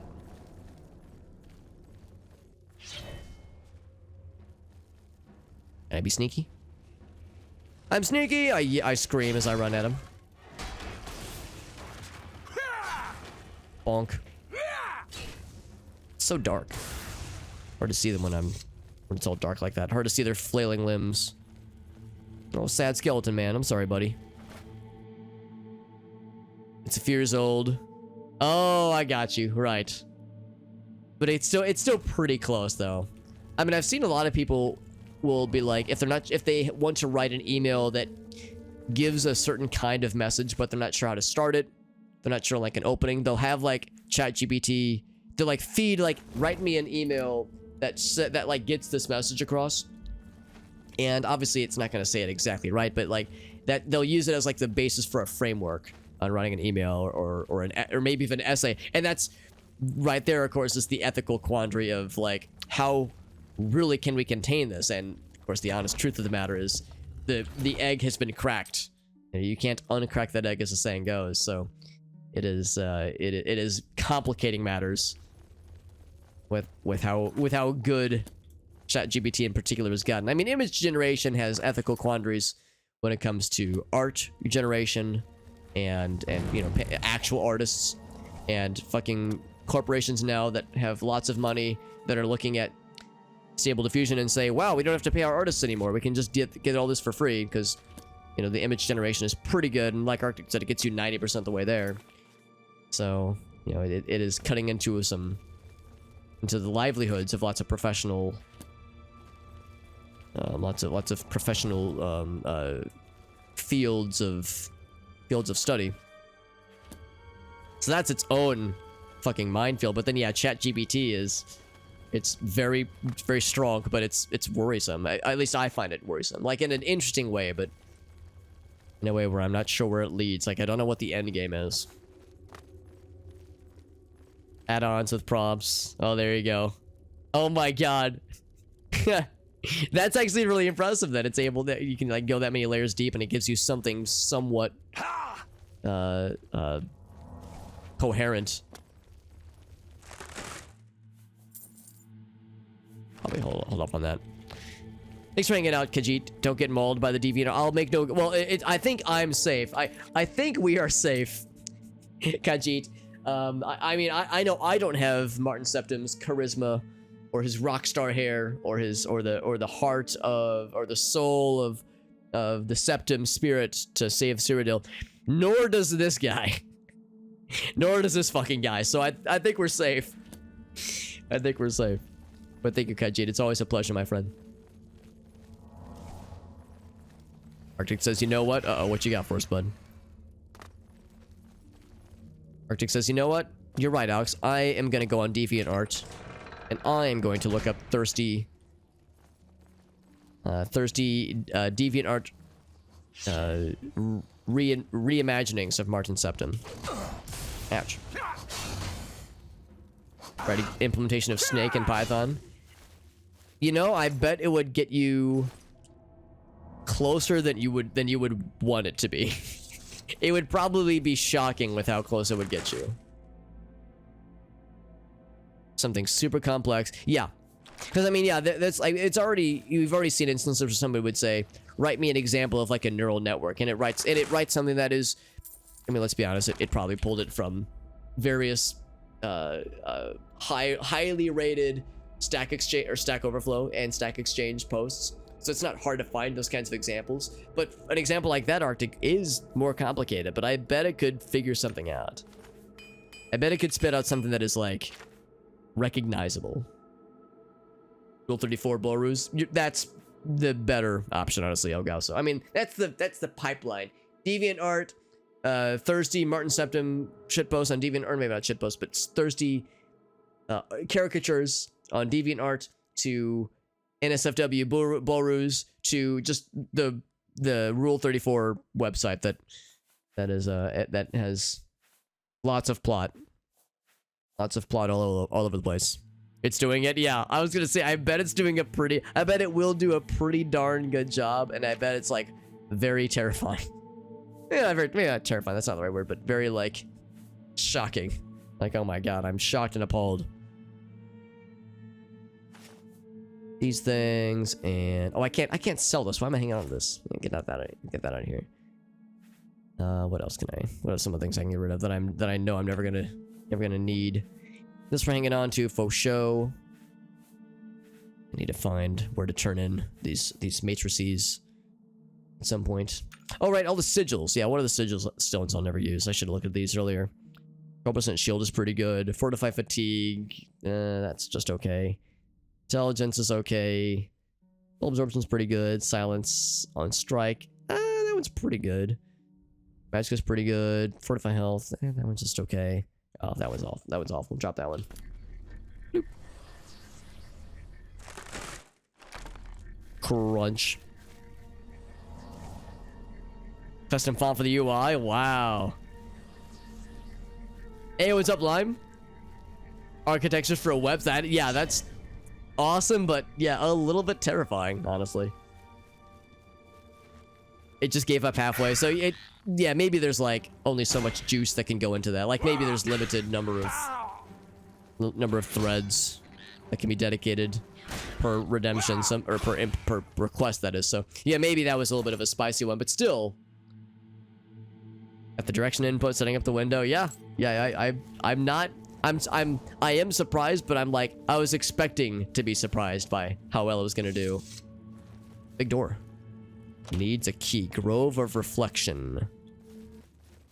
We find such a key. Or is that going to need to be given to us by someone else? Silenced? Oh, man. That shit's the worst. Yeah, that's impressive, though, Arctic. That was a good idea, just seeing what it would do.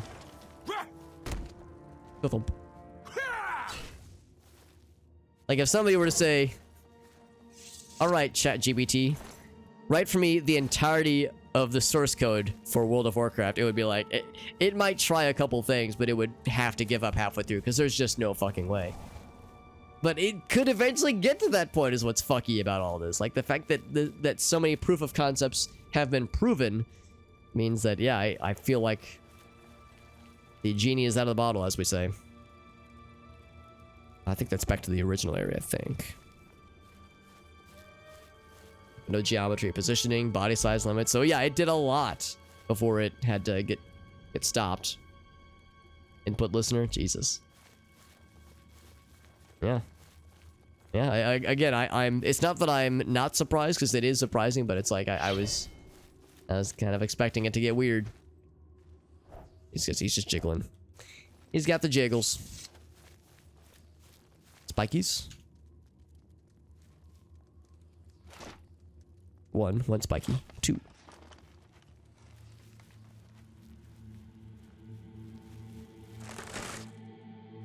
Spell potion. Oh, we've already been there. I see the gems. The gemstones. Yeah, man, it's not jiggling. Yeah, Arctic knew what I was getting at. When I say the jiggles, I mean what I mean. Sufflex and Tiras. I think that's the... Okay, so this is all like part of the same nexus then. Or this is the nexus point, I guess, because... Oh, yeah, literal nexus. How about that? Because, yeah, I think these are like the separate kind of mini dungeons that lead to the same area. And, of course, we can't go into the Grove of Reflection. But I'm curious what this other path leads to.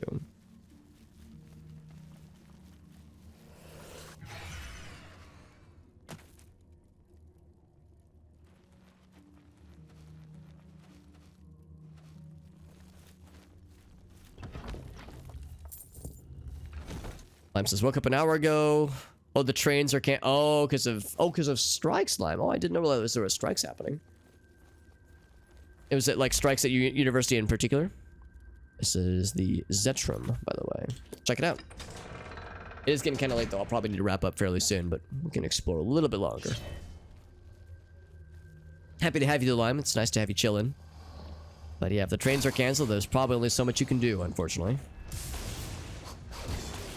Ouch. Who's this fella? And why is his dick on fire? One right there. Network rail. Oh, gotcha. It's a rail strike. Gotcha. Well, and of course, that sounds like the kind of thing that would, yep, cause some complications when it comes to travel, that kind of thing. So yeah, makes perfect sense. Means work from home line. Yeah, I mean, it sounds pretty good to me, honestly. I'm glad that yeah, you're able to work from home. That's an option available to you.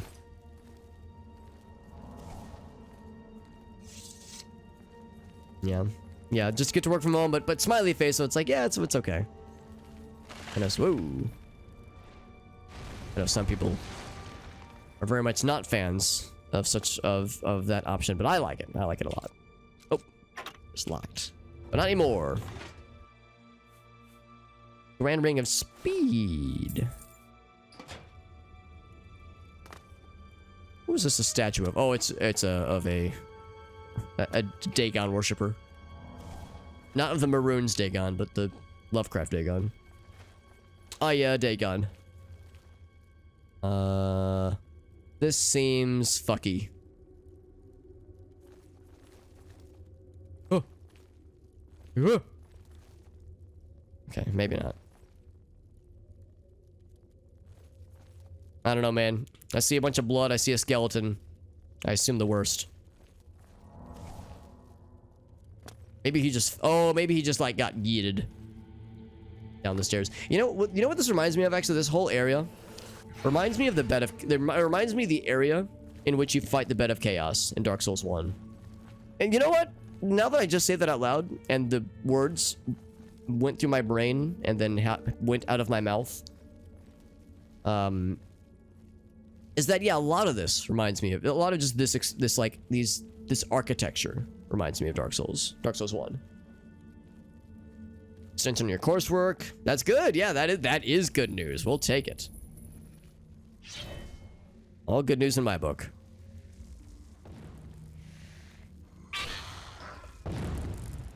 Sneak attack for 6 times damage. And this guy is being very annoying, but I can disable him with a high five to his face button.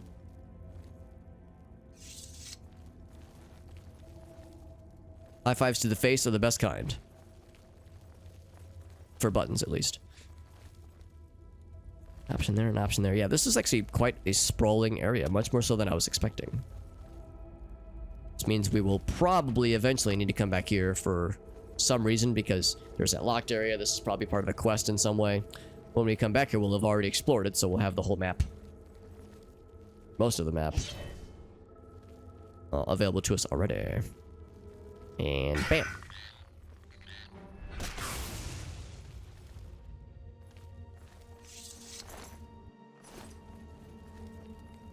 The dead end. Any cave-ins? Nope, just a chest. 64 gold. Get some breakfast. Sounds good. Sounds good. We'll be chilling live. Well, thank you, Fred. I do appreciate you. We'll probably be wrapping up in a bit. It is getting pretty late. And as the common story goes, of course, I got work tomorrow, like a lot of us do.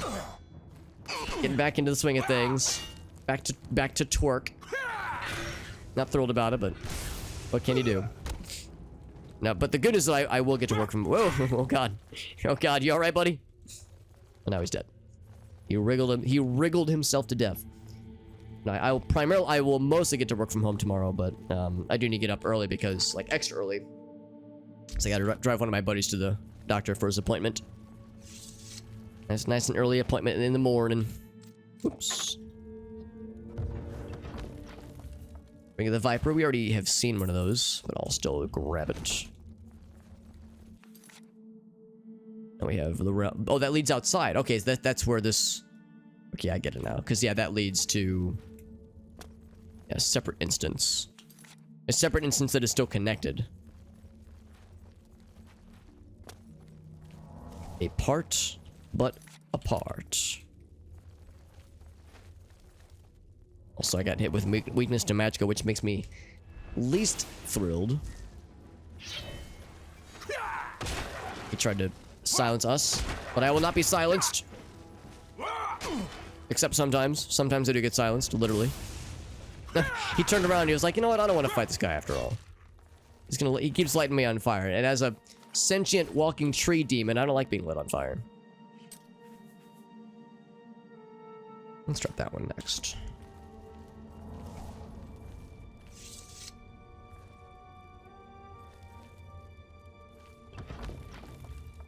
Claymore of the Dynamo. I misread that. That is a Claymoro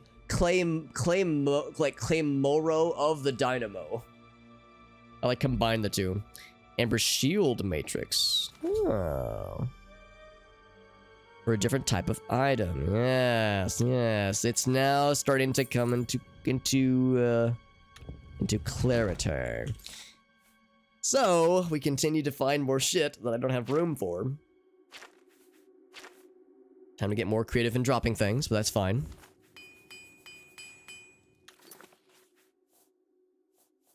Madness Shield, Madness War Axe. I mean, I don't really use axes, so maybe I should just drop this, because yeah, a War Axe would do me no good. So I guess I wonder if Madness or... I mean, Amber might be lighter, so maybe Amber is for light armor and light weaponry, and Madness is for heavy weaponry and heavy armor. Hard to say. Cannot equip it. Cannot eat the amber as much as I would love to. Lord knows I've tried. Lord knows I've tried my hand at eating such things. We will drop... Yeah, I'll drop that one. I've seen a few of those War Axe matrices before. But yeah, thinking about it more, yeah, if it comes down to it, we are able to synthesize a War Axe from that thing, it's cool and it's neat, but I wouldn't use a War Axe because our blunt weapon skill is very not good. So I'll stick with what we're good at.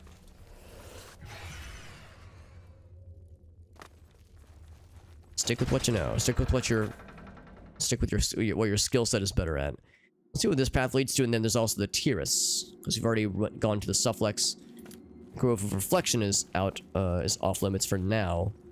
But I don't know, maybe there is a key that we'll find somewhere. I'm thinking it's probably a thing that an NPC would need to give us as part of a quest. But maybe I'm wrong. Maybe there's like a thing we can find somewhere. Flamewalker Greaves, heavy armor. Right, well, this is a dead end. A surprise there. Oh, oh, that leads outside then. Okay. Actually, I'm kind of curious. How outside we talking? Oh, it's the same area. Yeah, same general area. In fact, I bet over here is the entrance to the other place. Go back inside. As I walk through the green art cloud. Walk over this way to Minas Tirith. I know it's Minas Tirith, but the name is close enough. Yes. Alright, so how's about this? We'll explore this next time. It is getting late. I should really wrap up here.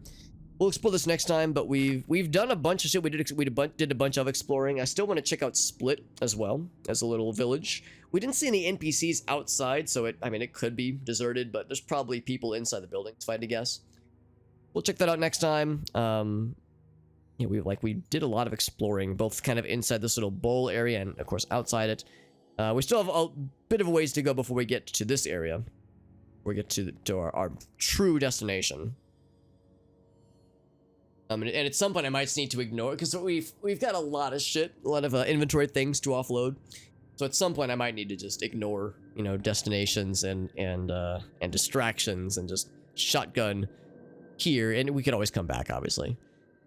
But yeah, lots of exploration though. I think we've explored, I don't know, like we've explored like everything that I'm like circling with my mouse right around here. Like, so like this whole area, even like down more into the dementia path area. So we've explored a lot of this area, and I do like exploring it. It's very satisfying to delve through. But I also want to get things moving and you know, do some actual quest progress. I feel like it's more exciting, like getting stuff done. I mean, I do like exploring, but I also recognize that it can be kind of dry after a while anyway. So we're gonna save here. I think we just auto-saved anyway, but we'll manually save it anyway as well. Let's check the bingo card. See if any, and also if anybody else has a bingo card that you would like to generate, you're welcome to do so. But I will at least check one on my end.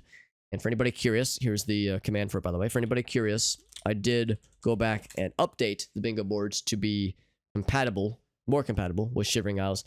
So much so that I actually made a separate bingo card. I just cloned the original Oblivion one and modified it to only have things that are possible. Hopefully, well, if I did it right, only do things that are possible within the Shivering Isles DLC. And I updated the title and everything, so I made it like very legit, very legit. However, I already know there's one I need to probably remove, which is encountering undead, because last time we didn't see the undead, except I forgot the shambles are technically undead because they are bone skeleton things. So anyway, so getting an NPC follower, at least temporarily, did not happen today. A bathroom break. Yes, I'll say that counts because I actually did not go to the bathroom, but I did take Dexter outside. So we'll just say midstream break. We'll say that counts. Pickpocket NPC. No, we had an opportunity, but I did not go for it. No NPC disposition. Game crash. Oh yeah, lots of game crashes tonight. Amazing weapon or armor or equipment that we couldn't use. I don't know if there was anything that was amazing, honestly. I feel like the problem is we have really good gear ourselves already, so it's hard for us to find stuff that's amazing because we already have very good stuff. But I'll leave that on the board. I just haven't gotten it, honestly. We get a lot of crashes, yeah, and like I've added more bug fix mods, and I don't think I've heard it, but they definitely didn't help tonight, unfortunately. But again, I think part of it is that for those who haven't played this game in a while, I think on Windows 10 it's pretty good most of the time, but I think sometimes newer operating systems have problems. And then also the fact that I'm streaming it does probably introduce additional overhead, because so much of the time it's graphics drivers. And streaming, I think I have it set right now to stream to using NVENC, NVENC, the NVIDIA video encoding function or feature that their newer cards have. Well, mine's a pretty old card, but new-ish cards have. So I think it's just like all those things together is probably what causes the problems.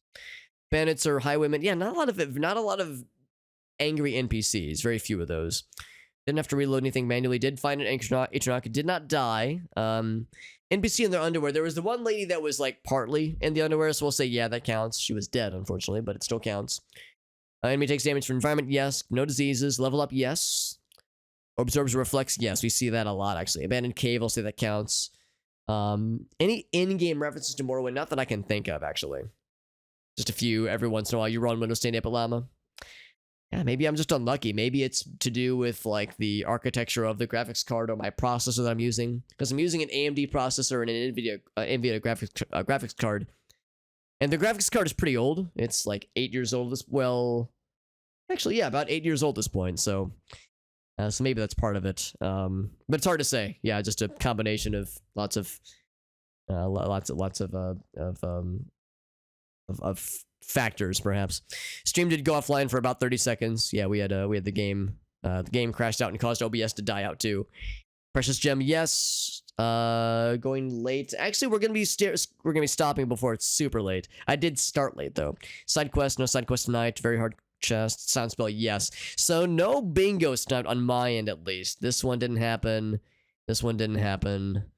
Nothing there. Nothing there. Yeah, no bingos. You didn't get it off. Didn't get that one on your board, Elgazo? Yeah.